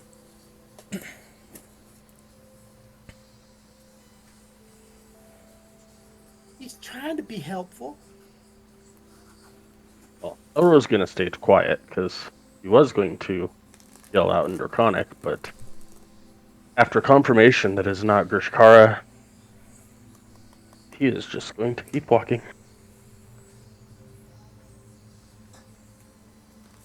That's probably sensible.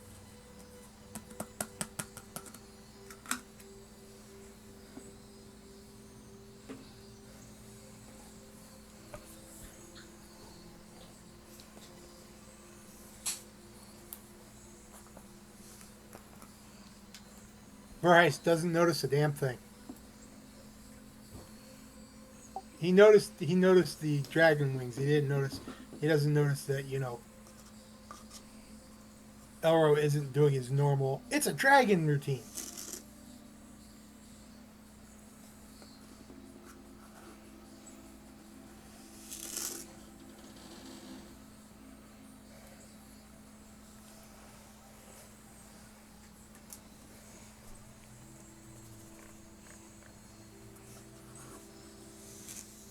says, "Carry on, dear chap. Carry on."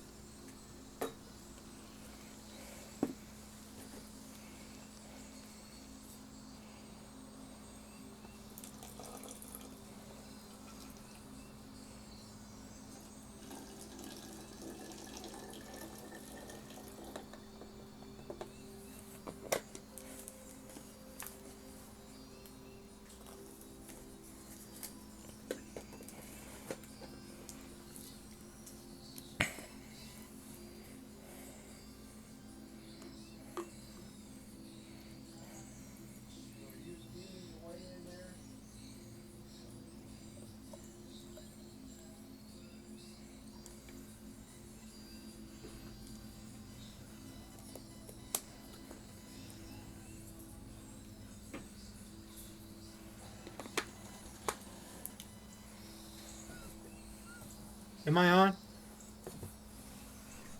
Nope, not at all. Oh my god, I don't know where my head is, guys. I'm sorry, I got totally sidetracked. Completely forgot we were playing.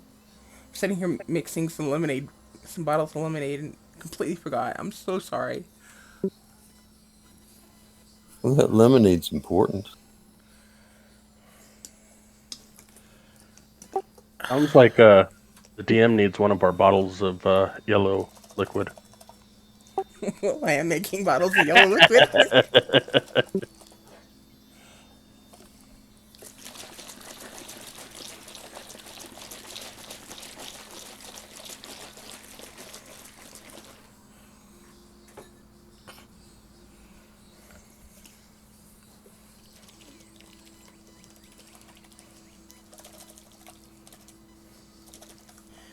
I would actually be really happy with one or two of those bottles. I would love those bottles when I take my certification test. So I need four.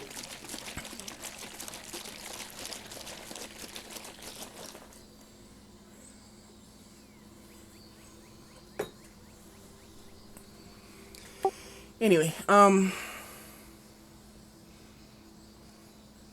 okay, so about an hour before lunch, you notice this shadow fly overhead.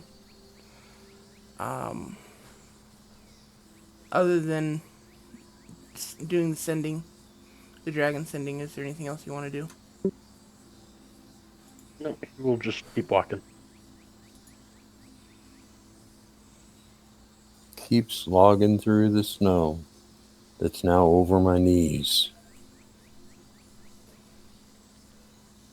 And that's on the level. Verheid's trying to stick as close to Elro as he can, and Eagle is sitting there laughing at all of you. And hugging Elro, saying, "Thank you, thank you."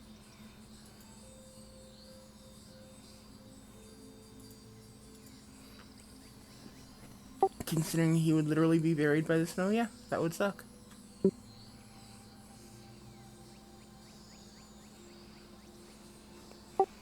Um, so come lunchtime, which is about an hour after you guys see the dragon, you guys stopping for lunch or? I probably already asked this, but I'm asking again because I don't remember. No. No. Nope. Okay. You guys continue on through lunch. Again, the travel is slow and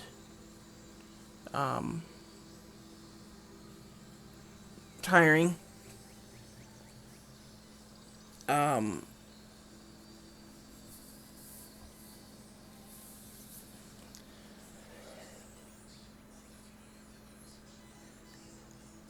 about an hour or so. Well, let's say about 2 hours after um,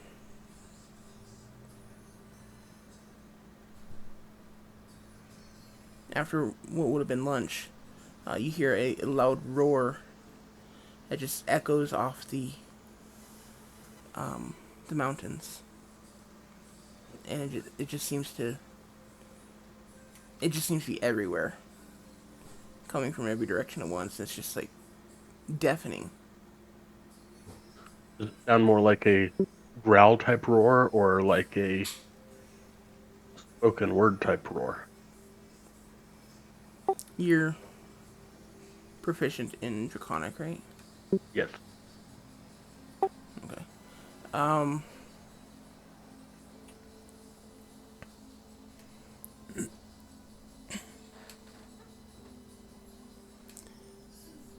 kind of more of a growl, but you do kind of how well are you versed in Draconic? For instance, would you know the curse words?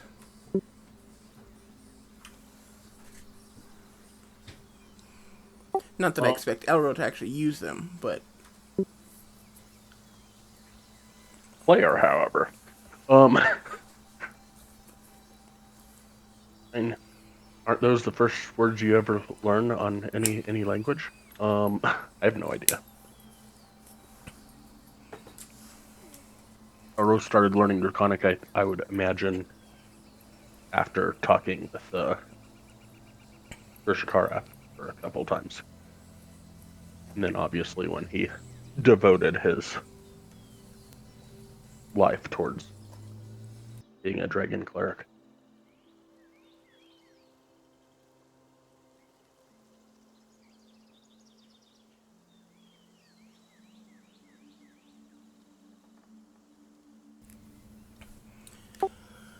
okay. You recognize in the growl that there are some words that they're not friendly. Draconic curse words, essentially. Um, but the majority of it is just a growl of frustration or irritation.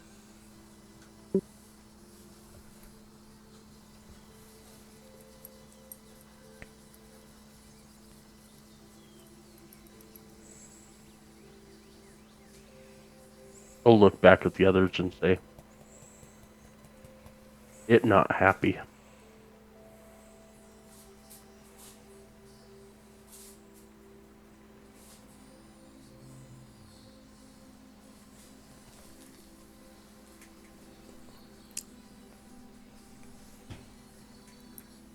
And then shrug and keep walking.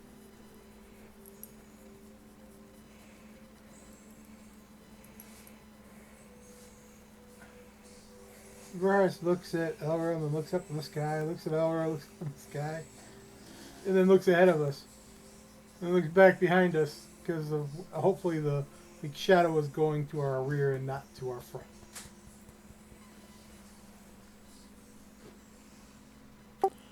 You don't see a shadow this time. Previously. The previous shadow was flying east to west, and it flew over top of you. Okay, then I keep looking to the west just to make sure as we're walking.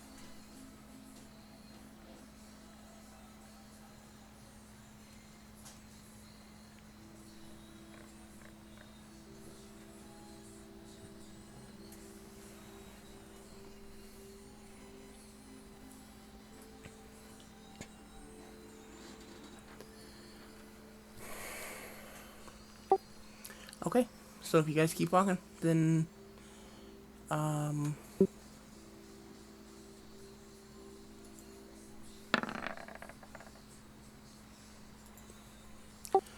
snow starts to let up a bit. It's snowing a little lighter. Your visibility is going up, and it's at least a bit of a breather from the heavy snowfall.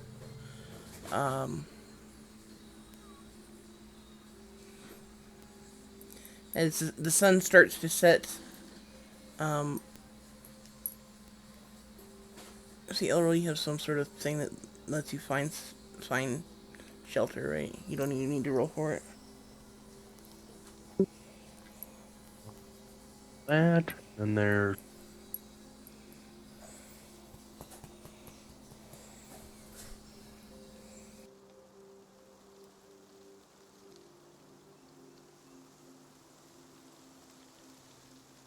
probably somewhere in the natural explorer.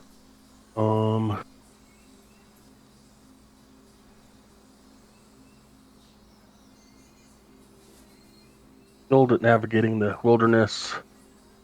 Uh,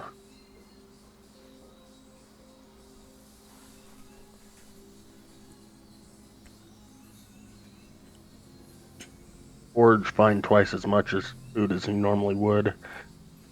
Nothing really stands out specifically for finding shelter. Okay. Then go ahead and give me either perception or survival check.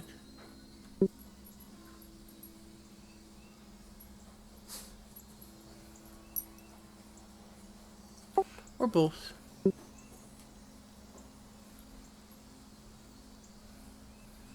Okay. I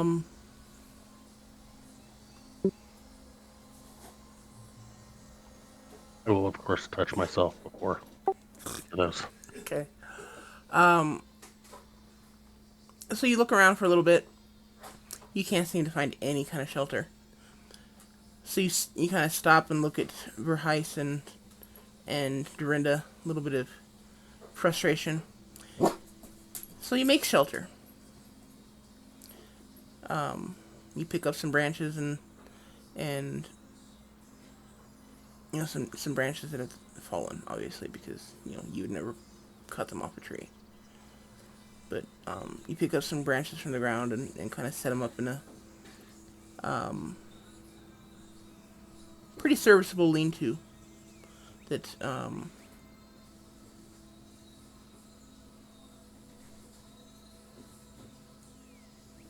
it's actually probably one of the better shelters you've had recently. It blocks snow, blocks the wind, protects you from snowfall, and with a little bit of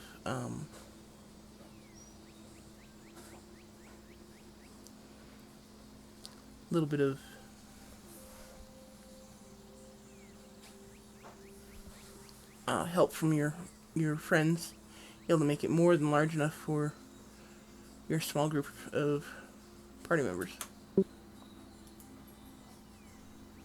Various helps build the protection.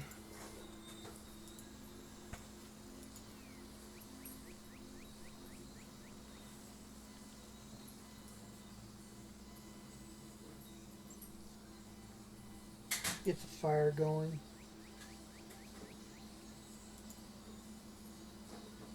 Get soup. Like first, he scavenged around, see if he can find anything for a warm soup.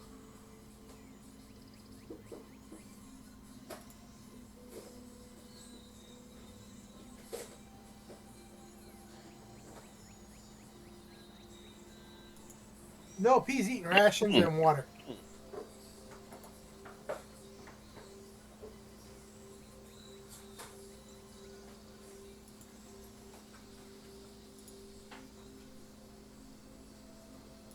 Nice pair of snake eyes you got there. Yeah, no fooling.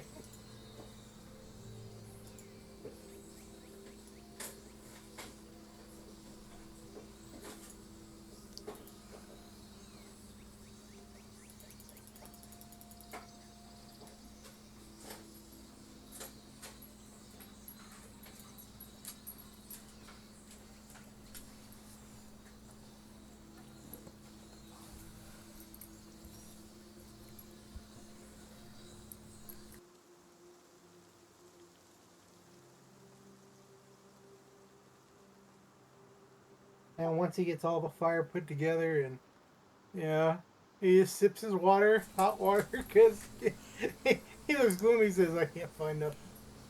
And he eats a ration. Yeah, you're not finding anything with snake eyes. I'm not quite sure what you were looking for. I was trying to shoo a dog away. Veggies for a soup, but the only thing I found was nothing. So I put snow in the pan, melted that, and just drinking hot water. You found solid water. That's about it. No, no. With those rolls, it's more of I went to put snow in there, and Elro smacked me upside the head and said, "That's yellow snow, bad."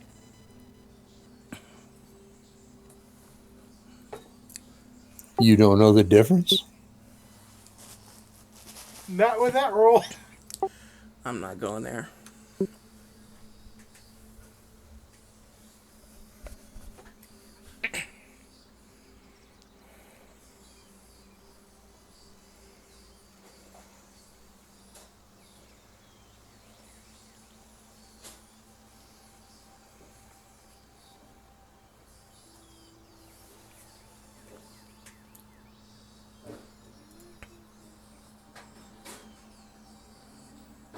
I'll pull first shift.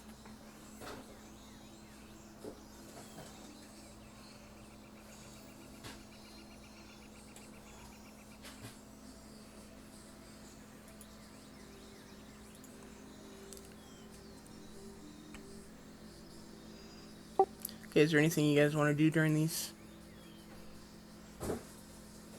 downtime? Normally I'd say yes, but I'm wanting to stay warm, so he would not be thinking about anything other than trying to keep warm and making sure we're protected by loud noises.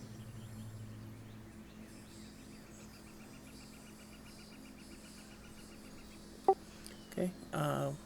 Dorinda, Elro? Yes. What? Anything you're doing for downtime? Professionalize. No, I think again, I'm just going to try to stay warm. It's so cold. Elro, what was your question? I was just trying to clarify profession-wise. Oh, gotcha.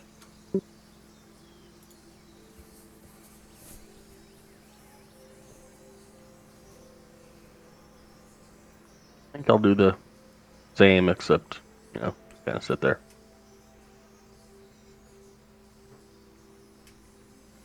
Yeah, scratch it. I'll go out and see if I can look for herbs. Or them. So, like, Since they're potion herbs? since they're keeping warm and I like the cold, I will see if I can find some stuff that will suffice for them. Okay, give me survival check. I'm gonna have to say this one's at disadvantage, though, because, 3 feet of snow. Yeah, and the fact that there's no way in hell that I'm proficient in this, yeah, I totally agree.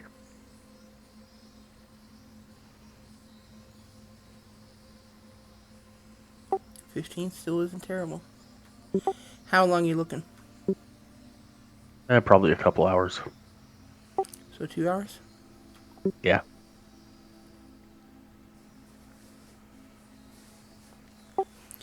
Okay, so you come back with,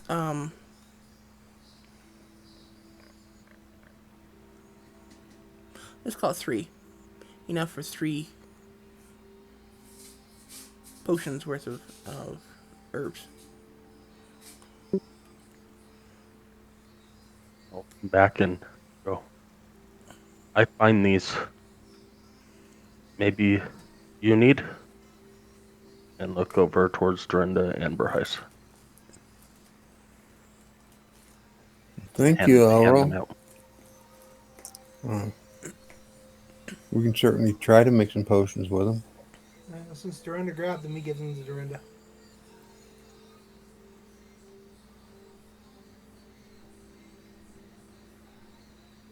Okay, you said enough for 3. Yes. Is there time to do it tonight or tomorrow?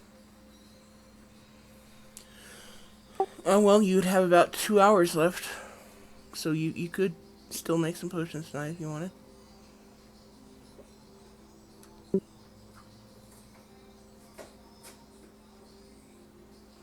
Or if you wanted, you could cut into your sleep time and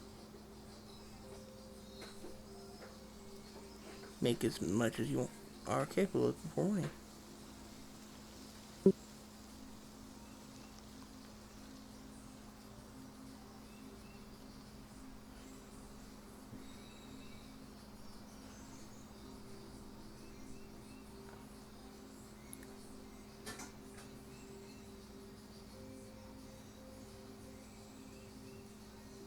I think I'll wait and do it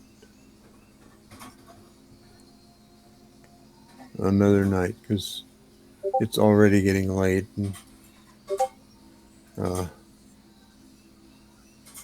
with it being so cold, I'm not getting as much rest as I should.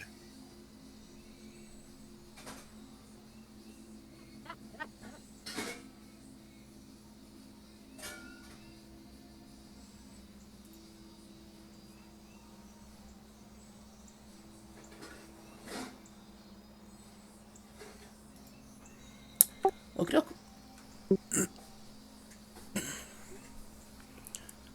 So you guys settle in for the night.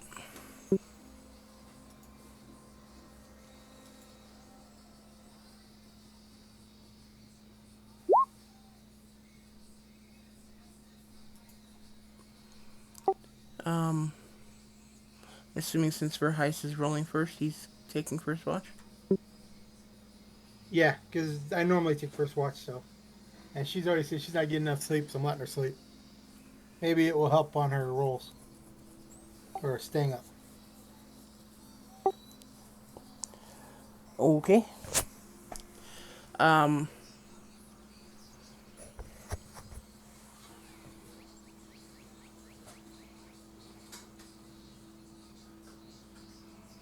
Warning, roll 20. Just so you know, Drenda's about to have her watch.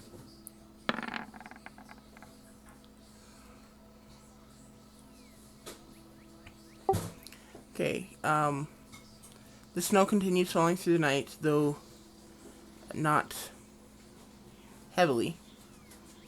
Um,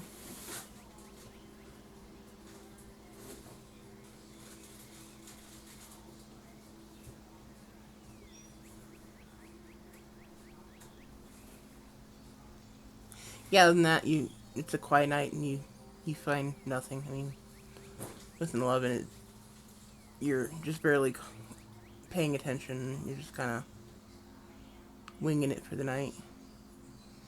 Not that there's necessarily anything to find or notice, but that's how it goes. He stays relatively right next to the fire. He doesn't do any searching outside. I'm staying warm. I don't care. It's cold.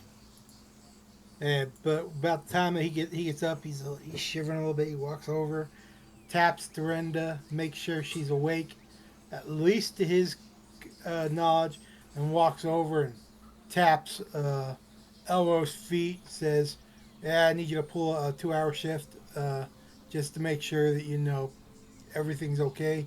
And I'm gonna crash. And I inform the both of them that it's been relatively nice. Quiet night, but chilly.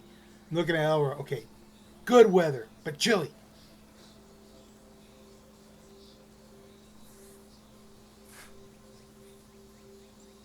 Well, I get up and stir the fire and add another log, and then I turn over to Elroy and I said, "Elroy, just go back to sleep. I'm fine."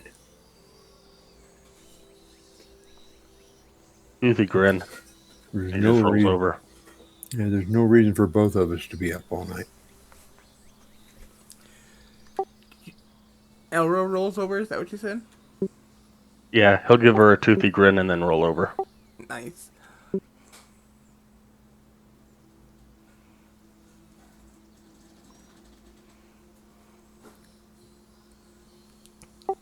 Okay. Man, I really wish I had a snow map like this version, snow version of this map. That would be really awesome.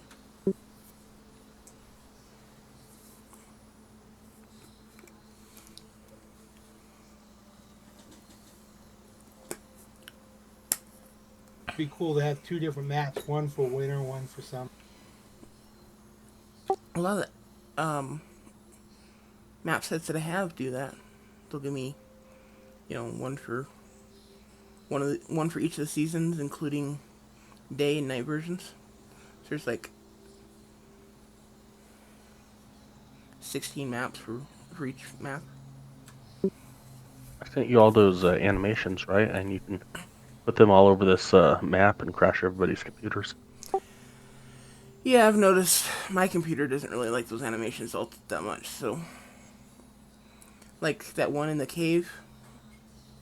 Fire. Yeah, the fire. For some reason, the back of it would just go black, and then I'd just see the smoke.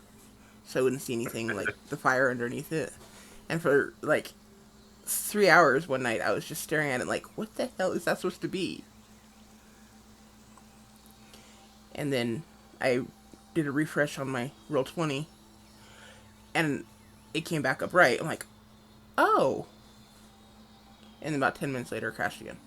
It just went back black. So Yeah, I'm gonna have to. There's one in like chapter 2 or chapter 3 that I'm gonna have to take away the animations because there's like a bunch of fires.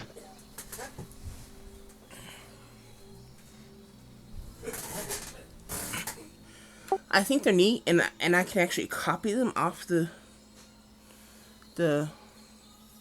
like the Aurora Borealis. I can actually copy it off the map and move it into another game if I want to. It just Too much memory. yeah.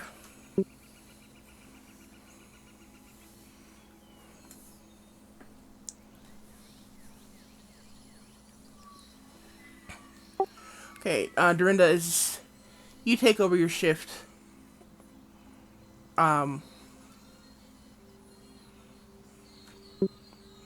Again, the snow is getting lighter at this point, and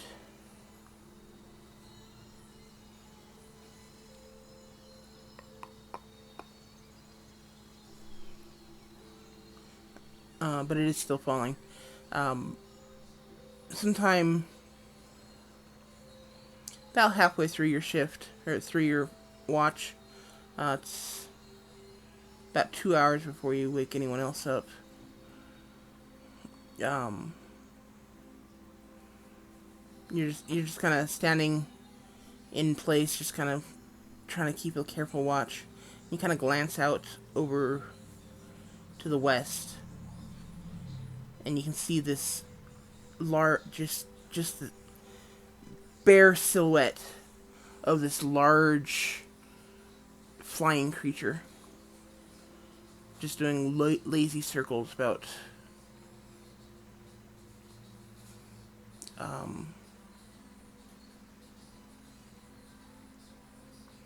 don't know, 2-3 miles, something like that, off to the west.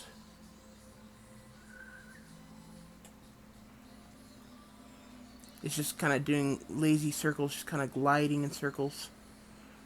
Not really sure what it's doing. It's just there.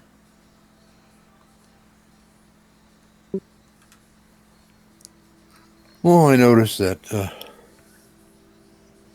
shadow, and I think, well, that's far enough away. That's not going to bother us for tonight. But in the morning, we need to be aware of it. And just continue. Feeding the fire and trying to keep warm in my Yeti cover.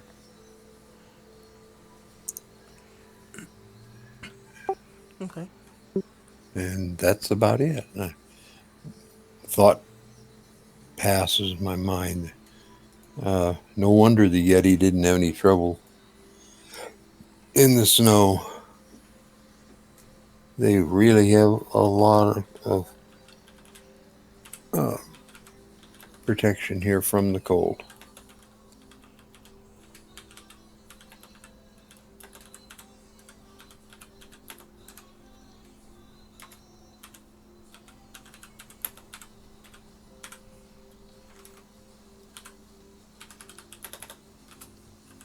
Of course, this is okay. So as I'm walking around the camp, I've got my regular clothes on, and then I've got my winter wolf coat that Elra made so long ago. Polar bear.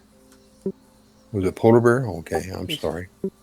All right, polar bear coat, and then I've wrapped this Yeti fur around me as well. So I'm just trying to keep warm.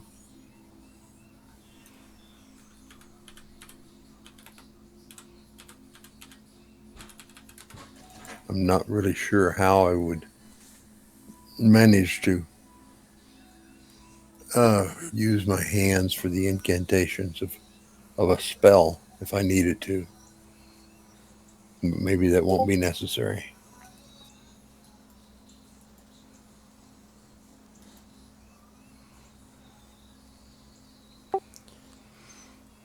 Maybe.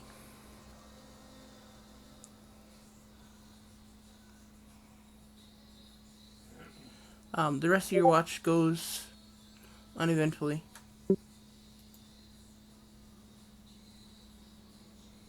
Okay, I go around, I stir the fire, and then I shake people awake and uh, tell them, well, once again, unless you've got something you're hiding, all we have is rations. So For heist, give me a charisma saving throw.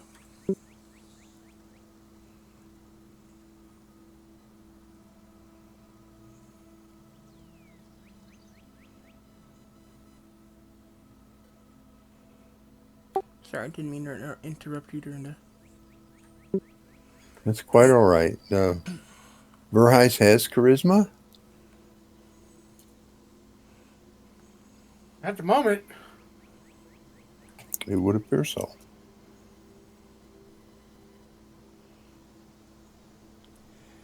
Well, unfortunately.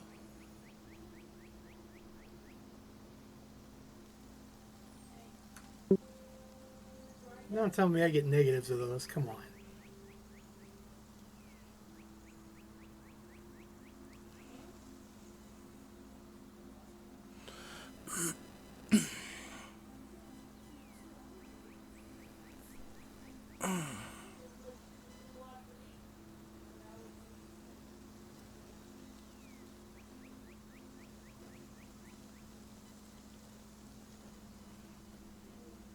Honestly, I hadn't actually decided on the DC until before you rolled. But I was telling myself it was going to be really high.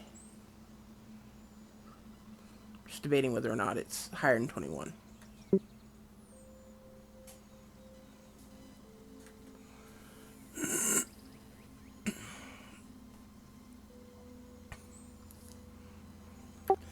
Okay, Verheis. While you're in your trance, you open your eyes.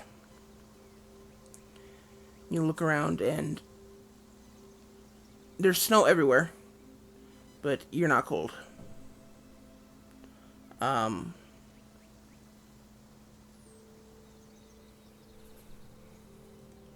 it's almost strange because while you actually see snow, kind of on a subconscious level, you realize that it's not actually snow; it's actually fire. So you don't actually see the flames, but you know that it's wouldn't be a good idea to try to touch it, kind of thing.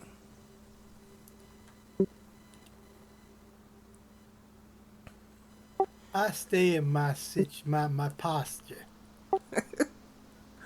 Okay. And again, over your shoulder, you hear that seductive giggle that you've heard so many times before, and it just kind of echoes through your mind.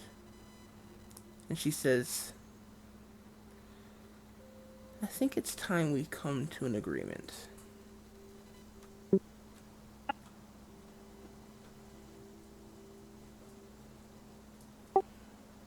And then you hear in your other ear,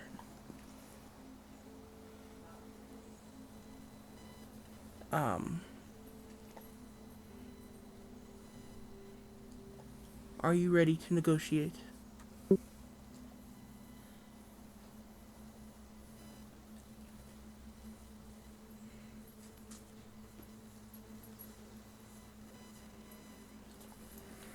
What are the terms?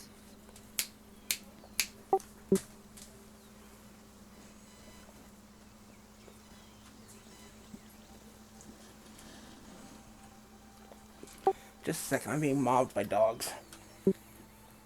Yay! Oh, sorry.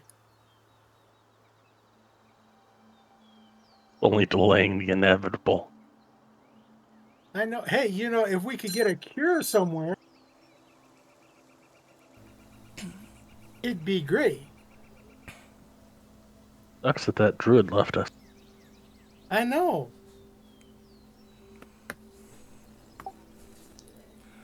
Okay,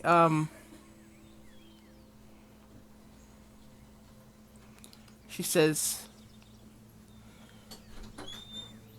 "I realize you find the effects of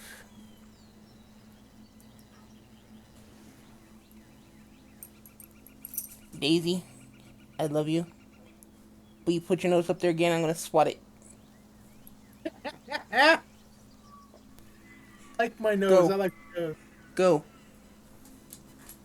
You're not that seductive. I'm sorry. I didn't intend to leave the button down as I said that. Um, We gonna cite him for cruelty to animals?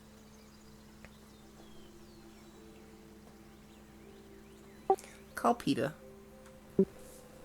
I dare you.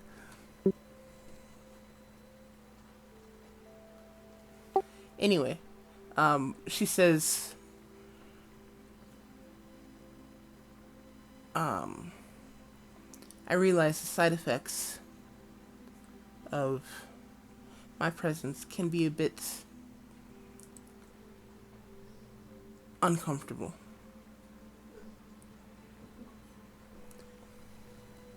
But for a little bit of cooperation on your part,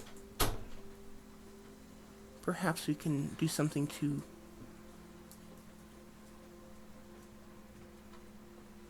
reduce, if not alleviate, those side effects." And as she says this, she kind of, a figure kind of slowly fades into view in front of you, and she's sitting cross-legged on the ground in front of you. Let me see if there's actually a decent picture in the compendium.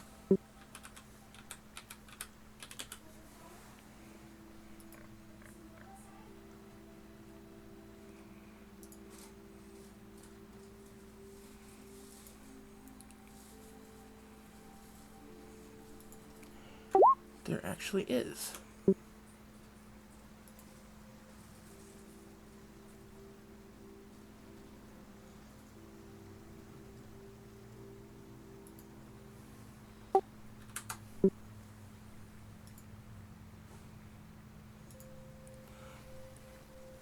So you see this woman sitting before you cross-legged, and she's wearing these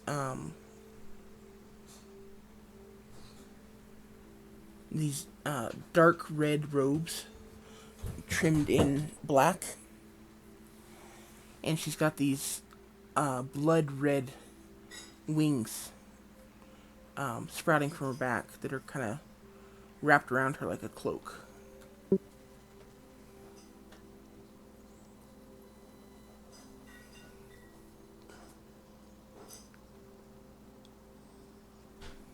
She can fly. Cool.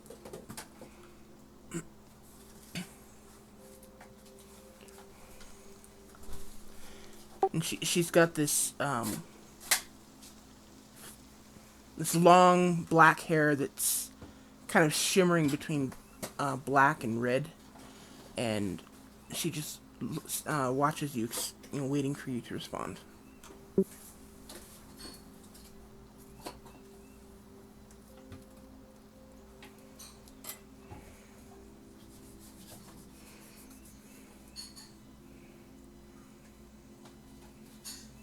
What?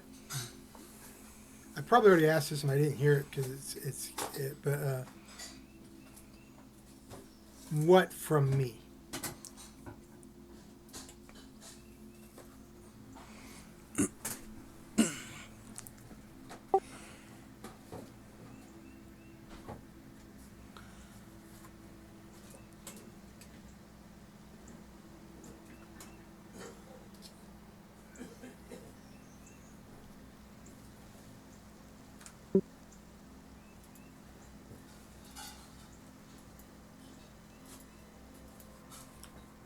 That's a good question. Just a second.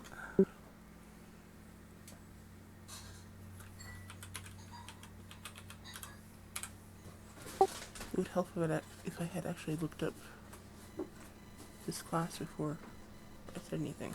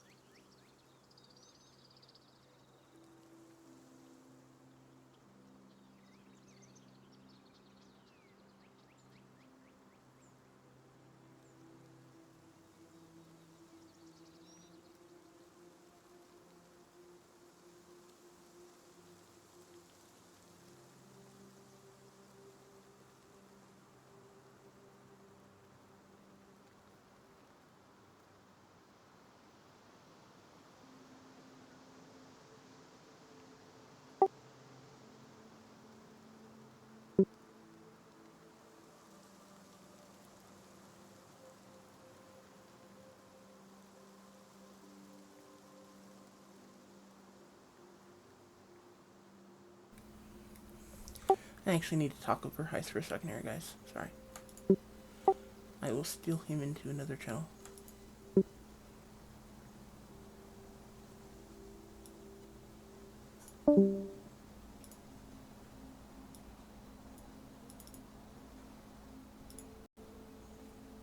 Being kidnapped by her again. Yes, hi. Um,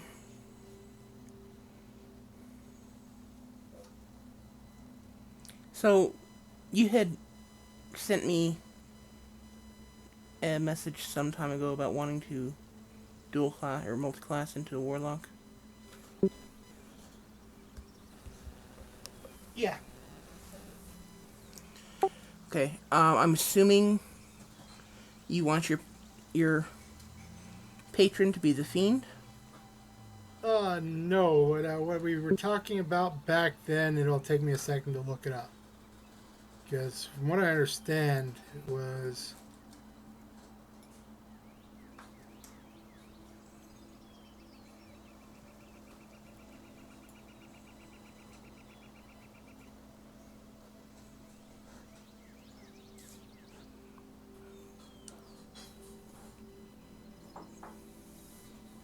Granted, it's been a while, so that's why I had to look at it.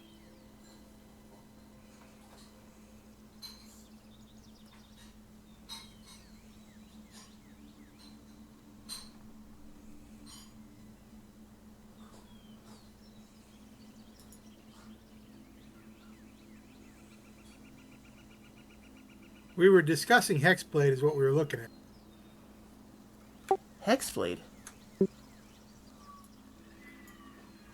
Well, when we first started talking about it, but then we said no because of something. I don't remember. Yeah, because proficiency with medium armor and shields because it wouldn't work for the monk.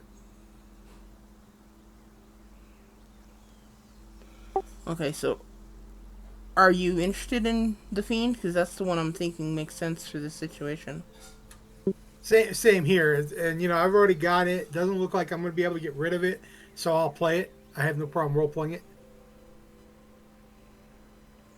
It's one of those where it's like, yeah, I tried for 3 months and it didn't work. So, and it doesn't look like you have a way of saying, okay, we'll figure something else out. So I'm good with playing the fiend. What do you mean we'll figure something else out? If something came up, but it's one of those where I'm ready to play it. Yes, I'm ready to play the fiend because that's who it is.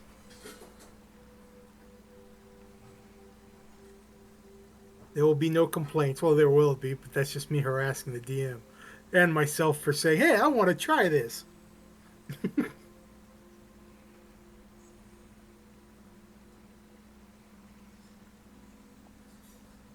So yeah, I'm good with it.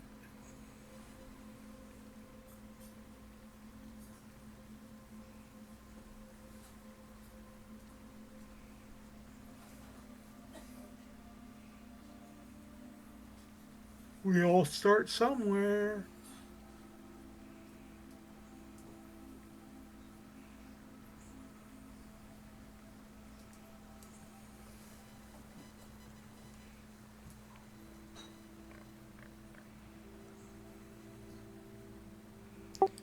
Okay, then I guess that's what I needed to double check. Because Yeah, the genie is the one that we were talking about. I just looked it up in our history because I did a quick check on it because we discussed it and then Dorinda, or not Dorinda, but you know who left, so there was no way of saying okay, yes or no on that. So it's just been dealing with the monk on the side of that. The ones that I was looking at were the uh, genie thunder one. okay, that unfortunately that doesn't match this situation at all. Unfortunately. I know. That's why I said you play with what you got. So I'm good with it.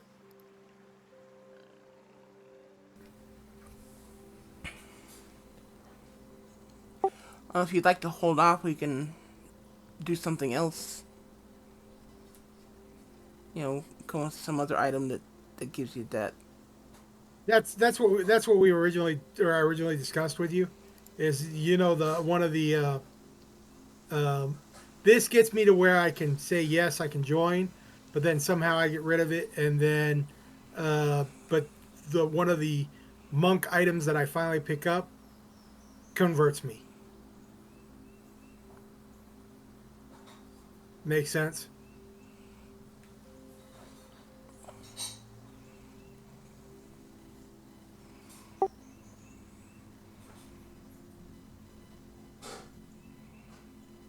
Kind of.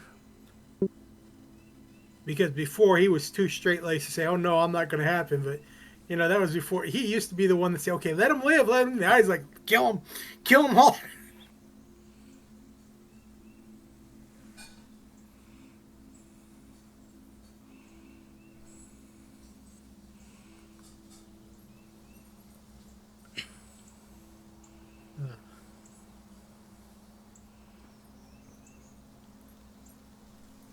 Yeah, at the beginning of the year, this is what I wrote. I can't wait to become a warlock, but not with the vileness of the mace. But do see how I will play the character from now on, since it has been touched by the evil. More short-tempered, more killing desire. Been looking at the warlock class and how to play it. Would like to split the character either this level or next. Not sure, but can see if the DM deems it a worthy plot to get a monk weapon that would cause me to willingly pact with it. Is what we were discussing.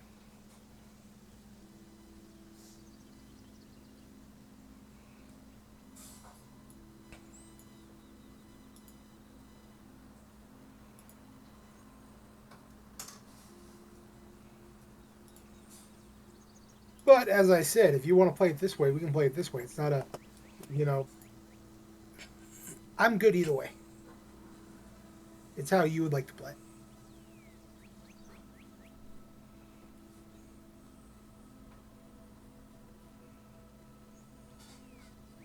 So we no longer have Agris to actually cure me of the curse.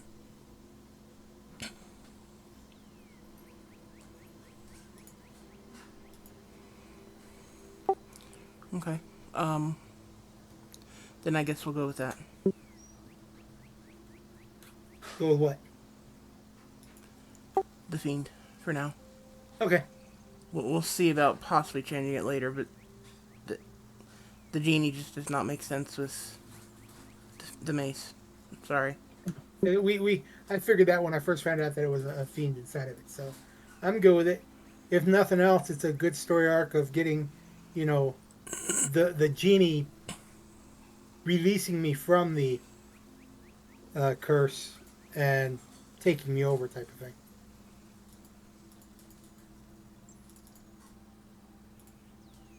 Because the genie seems to be a little more nice than the fiend.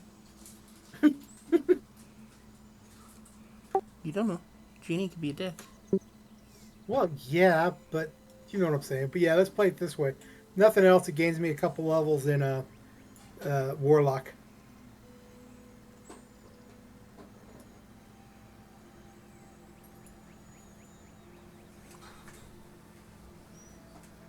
Let's play it.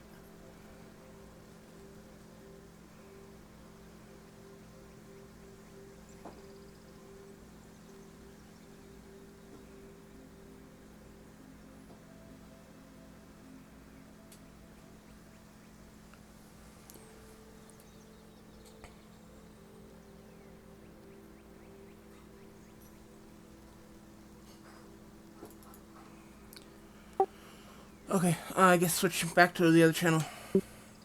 Cool. I do that, or you do that.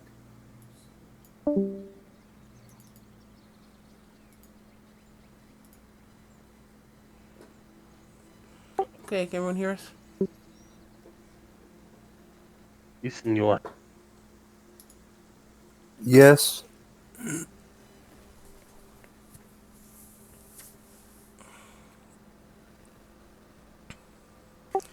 Okay. She um kind of pauses for a moment as you ask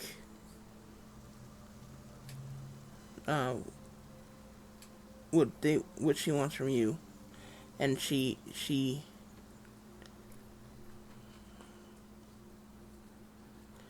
It's like she's trying to figure out how to put it into words. And she says,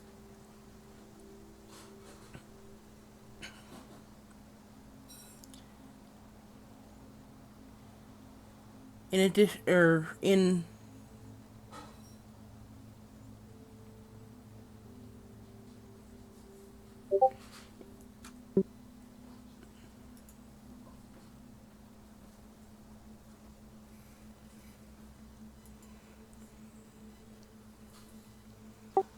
in return for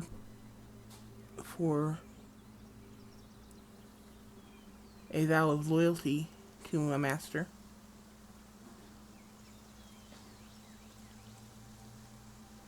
I will be able to help you find some powerful artifacts that I believe you're looking for.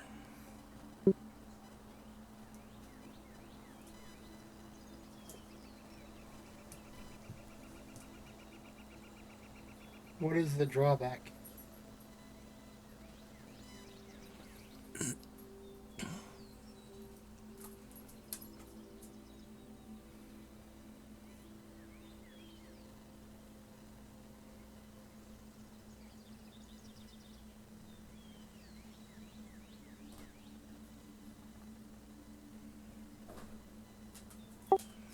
Come now, you make it seem like... Hey, what are you doing? No, don't do that.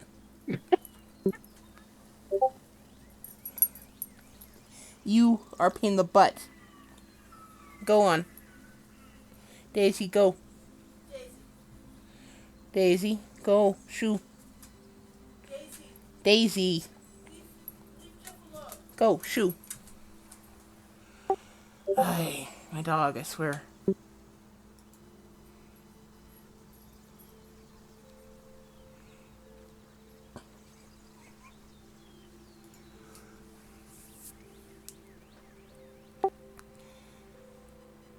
You make it sound like...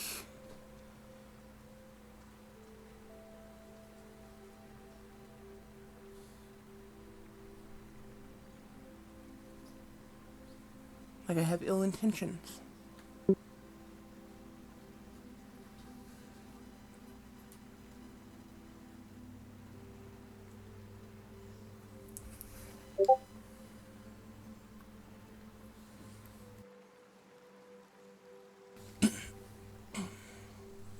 You may not have ill intentions. However, I know picking this mace has already given me the drawbacks of the addictions.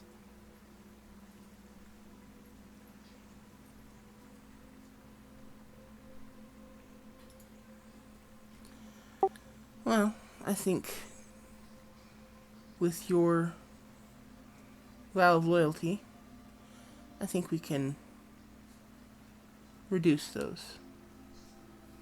Possibly even alleviate them.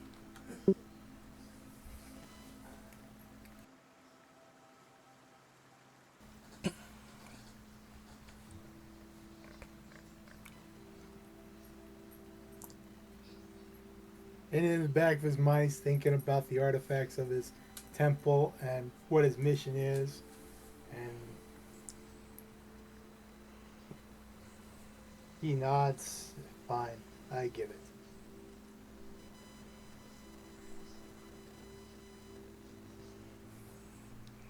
She kind of puts her hand out, and a scroll appears in her hand. And she puts her other hand out, and a very cruel-looking quill appears. And the design of this quill is so that for you to hold it in such a way to use it would draw blood from your fingertips. So basically, Lining in blood. yeah. She hands the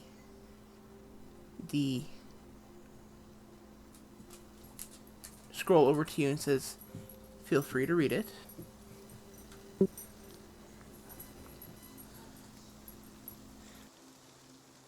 He reads it. Okay, it's in a language that he can understand. It's in whatever language you want it to be in. Common makes it easier for everybody. He reads it. Okay, it's in common.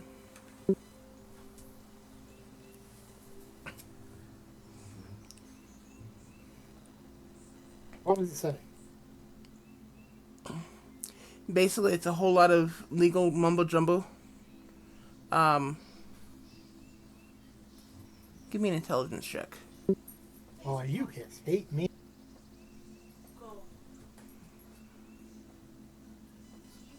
He thinks about taking one of them potions. You're asleep. You're asleep. You can't get to those potions.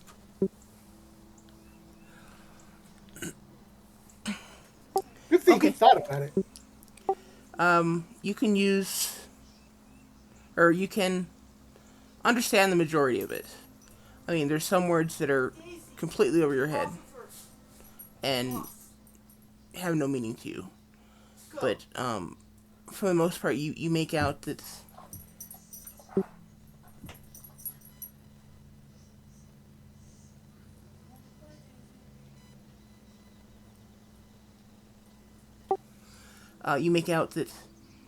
in return for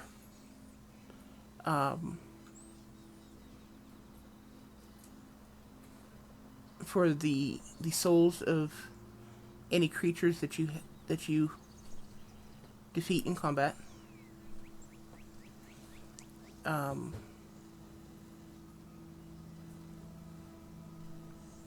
this your mace, basically speaking to your mace, is required to answer one question to the best of her ability each week. In addition, so long as you enter combat and defeat an enemy at least once a week, you'll no longer suffer from the withdrawal symptoms.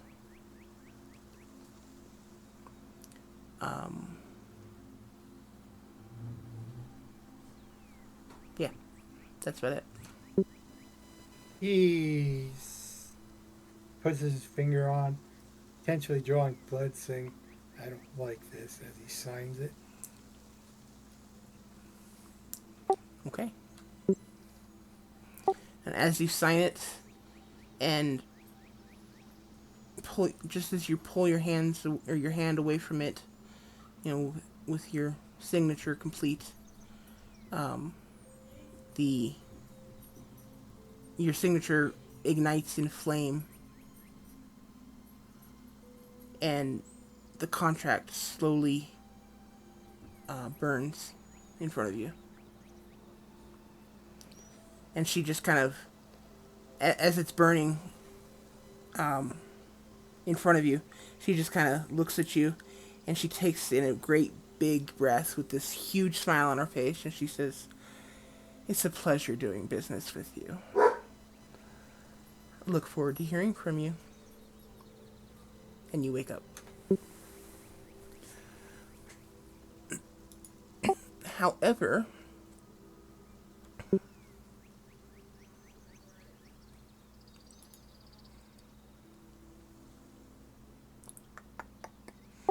where is the mace?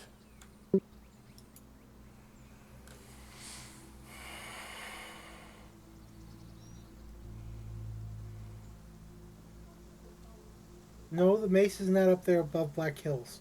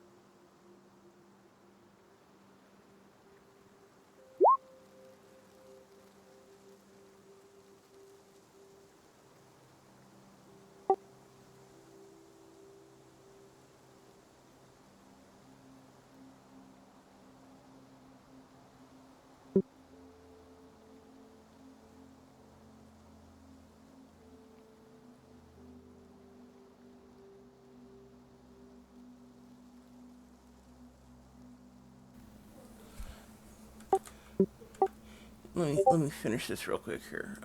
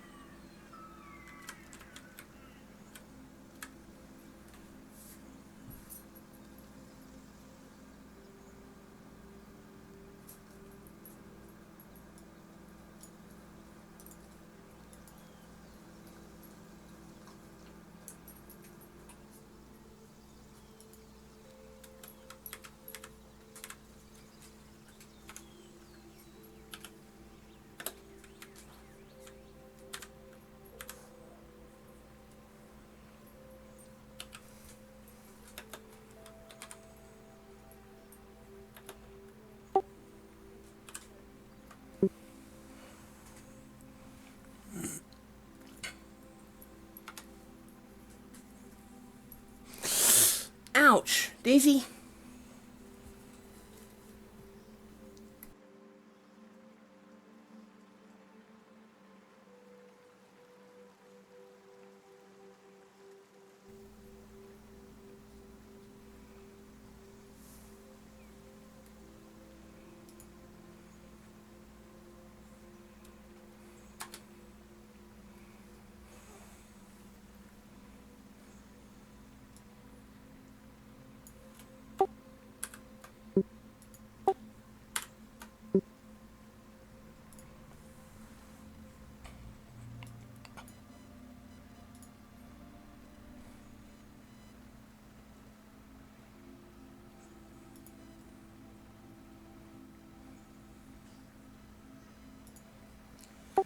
Okay, the mace. As you wake up, again you hear the laugh, the laughter kind of fade in your ears, and you look around and before you is that scroll. And you watch as it just kind of goes up in flames, and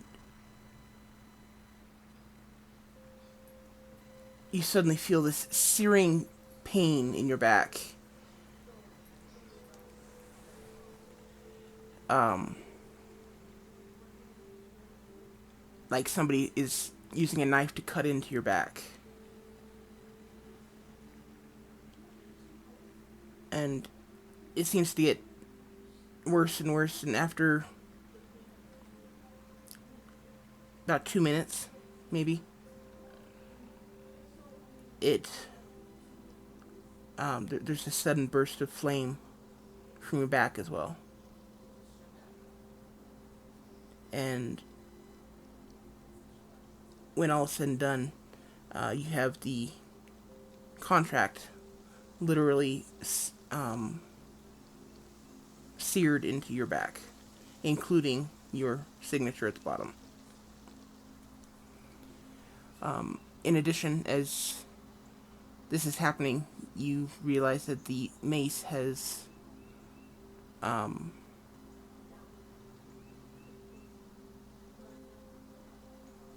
it's a little more intimidating, and it seems to be a little bit heavier and warmer to the touch.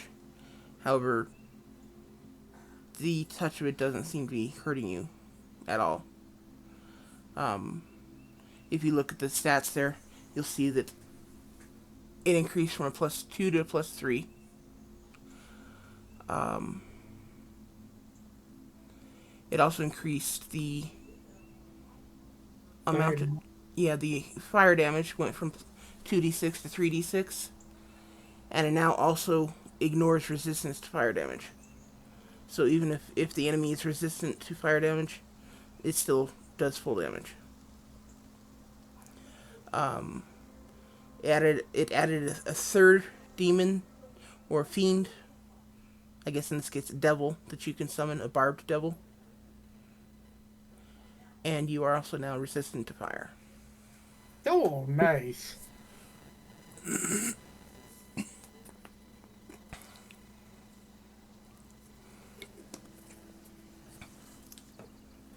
And I will get that barbed devil card for you sometime. That's all I can guarantee because, I'm a slacker. That seems strange. That contract allows him to commit other creatures' souls to this mace demon, whatever it is. But he has no personal penalty except that he has to bear it and use the mace. Shouldn't there be some sort of penalty at the end of everything? That he sacrifices his soul also? It didn't say that. I read it. Don't put more into what was there when it wasn't. Um,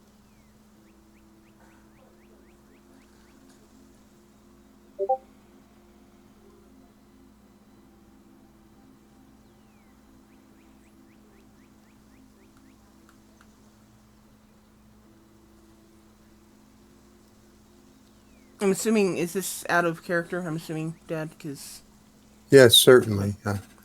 I the fact of the matter is you don't really know what the end consequences are. Okay. Well, as long as there's still the expectation, at least, that there's going to be some final penalty that makes sense.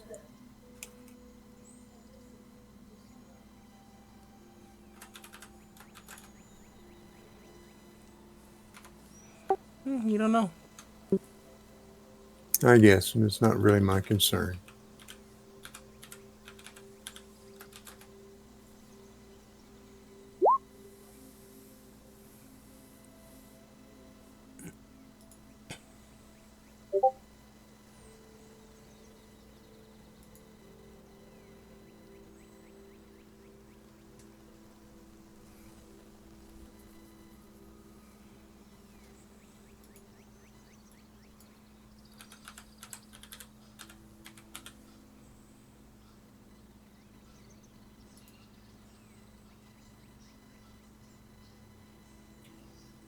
So now what? We still plodding through the snow, or? Oh, give me a second. We're not finished here. Okay, I'm sorry. I've got other stuff that I gotta look up. Okay, I'll be quiet.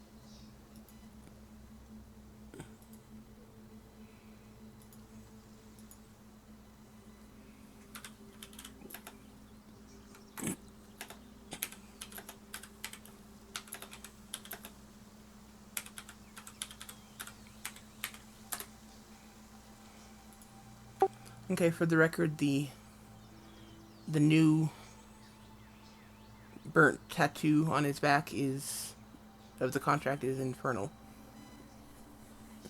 Is in infernal language.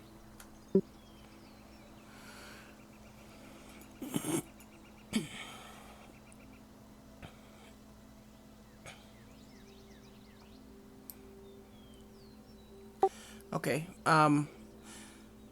So that all happens in the morning. Um, Verheis, for the first time in a long time, you do not feel sick in the morning. You feel, outside of the searing pain in your back that is quickly diminishing, you feel normal.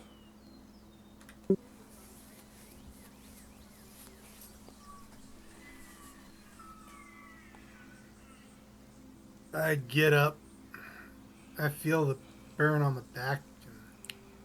Since I can't read it, I don't know what's there. I just know it's burned. And I I set the fire. Make sure everybody else sees if everyone's doing good. And then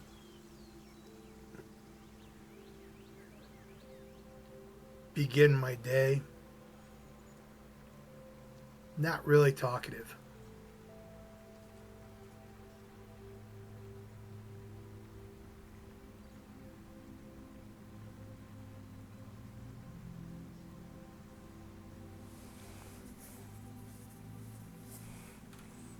Okay.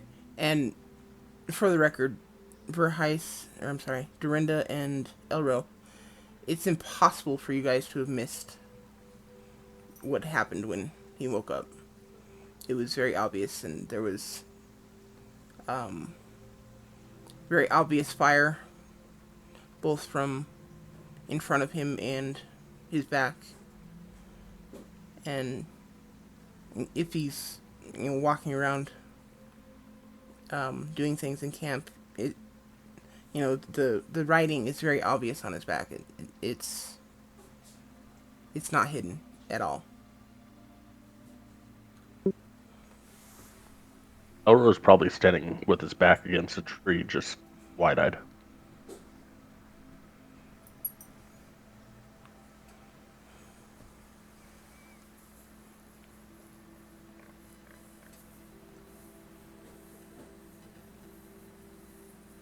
Okay, my only thing is, would they actually see it? Because he'd be clothed. Because he resists cold, so he has his cold weather gear on. Not anymore. You don't. Hell, love it. The back of whatever you're wearing, unless it's metallic, is probably gone at this point.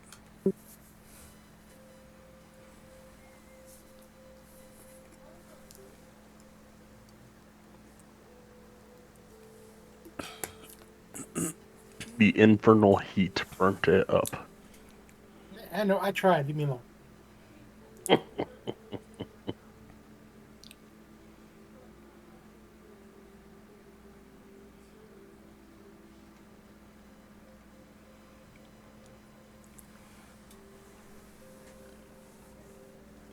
So, are you guys gonna do or say anything? That must have been some nightmare you were having.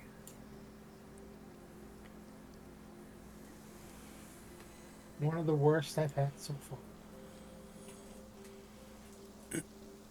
Elro would just stand back against a tree, eyes wide, point at him and go, You were fire. That's what it felt like. Not feel. Look. You were fire.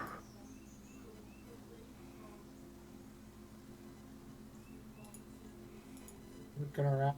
Since I can't see my back, I really can't tell. Or at least that's how I play it. But I do notice my clothing is off, and I look at Dorinda, and just because you cast another fireball,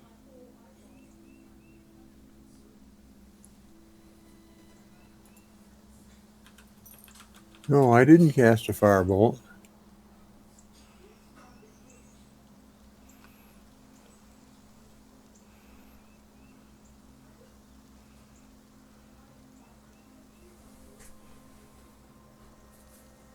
Guess it came with me this time. I hate this mace. Or will be like, Genda there, Eagle there, you fire. No do, you fire.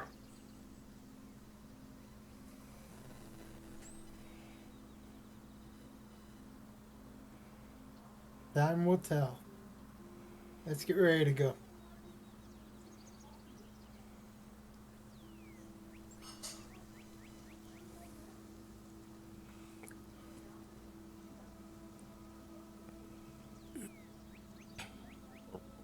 I thought it was funny too. That's why I had to say it.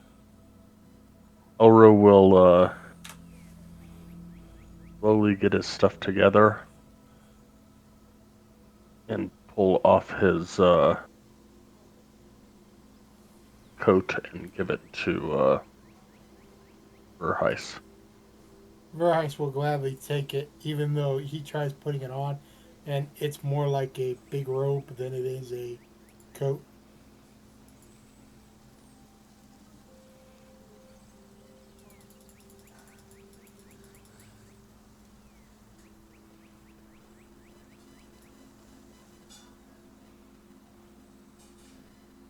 Now I seriously look like the demonic guy.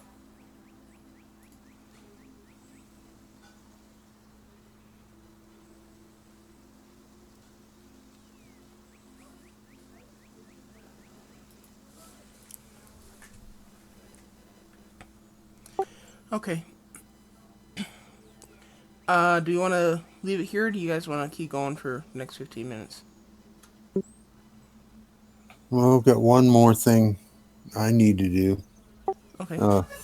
During my watch overnight, I observed a shadow very similar to the shadow we saw overhead, circling about 2 to 3 miles to the west. Didn't come any closer, so I didn't see it was an imminent threat. But it would seem that we're being followed, probably, and watched by a draconic presence.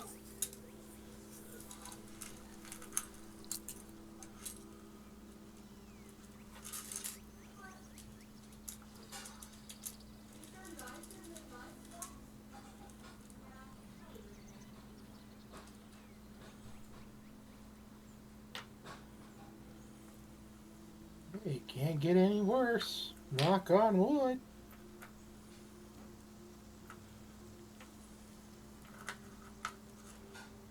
How do you know it can't get worse? I did say knock on wood. Elro will say, you stay away from wood, you fire.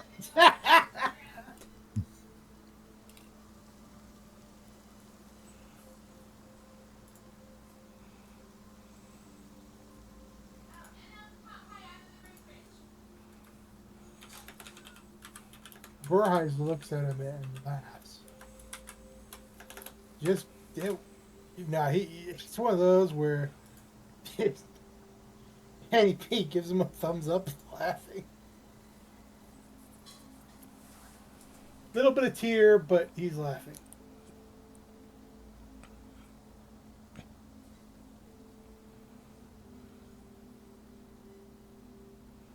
Knowing what he signed, type of thing.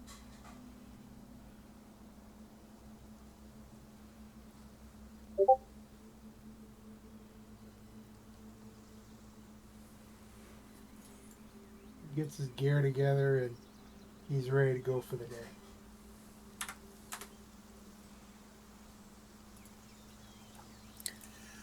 Well, I get my gear together and we'll at least be prepared to start this day, but He does pull out his shovel.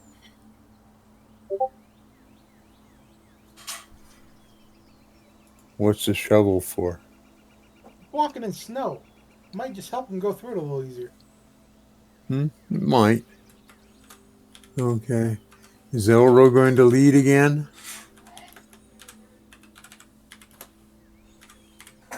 Elro and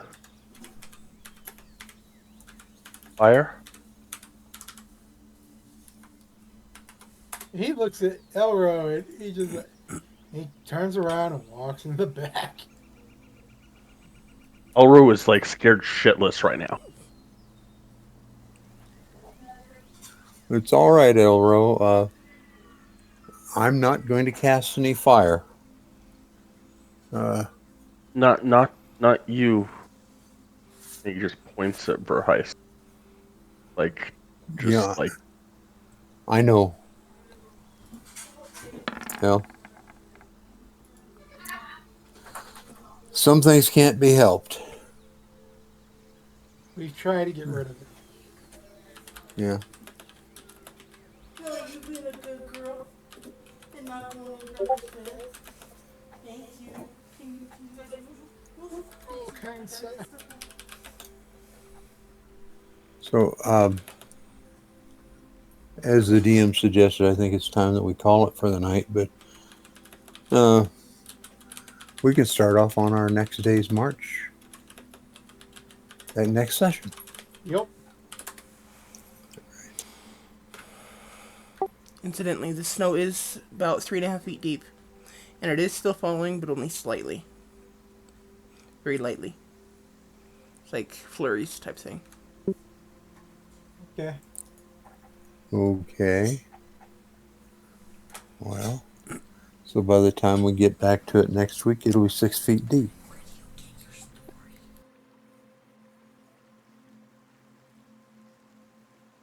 I still like a fire joke.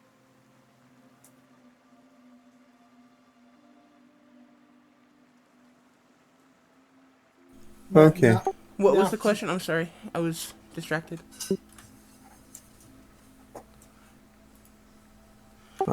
Did somebody ask the question? No, your dad made a good joke. Oh. I just said by the time we get back here next week, it'll be 6 feet deep. Oh. No, it'll stay about 3.5 until next week, I promise. Okay.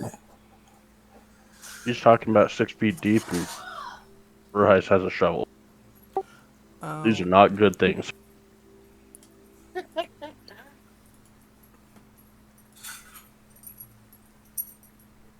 Now, just remember, everybody, we hope that Verheist doesn't get, possessed. I'm just saying. Possessed? Why would you be Yeah. possessed? Okay, when, like that one beast we fought earlier where, it would take over individuals. The one that that was inside Agrius? The blood of the Margrave? No, one of the actual creatures we fought uh, that Verheist got electrocuted on because he was also at that time taken over by the creature or Oh, whatever. you're talking about the singing tree. It was the singing tree that would take you over, then you'd fight your own players. Okay, I don't know.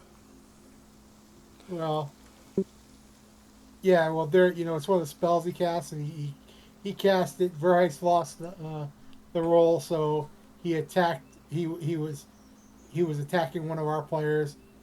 He went down and died, then was rezzed, but he doesn't remember it. Well, yeah, now if I attack my own players, it's gonna be fun.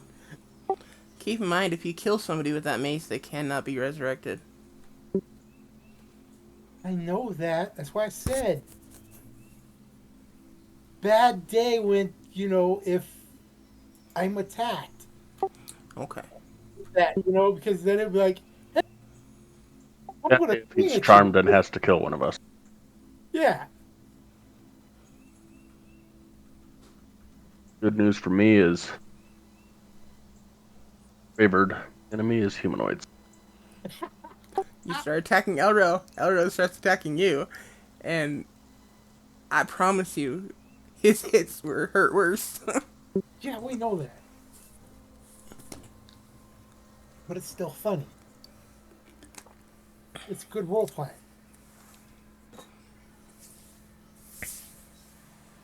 I don't have to keep rolling for stupid for a while. At least for a week. Okay, whose responsibility is it to count days?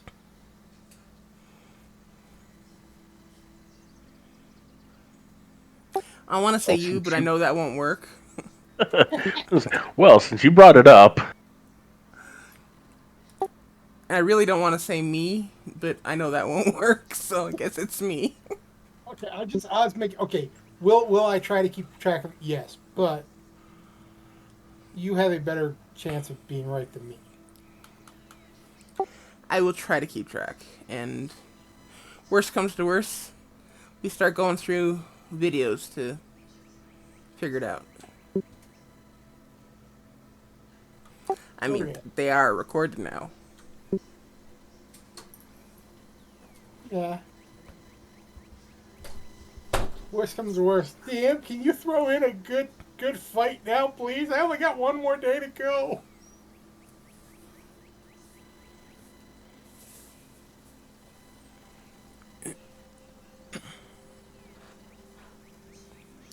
Okay. Gonna go ahead and turn off the recording and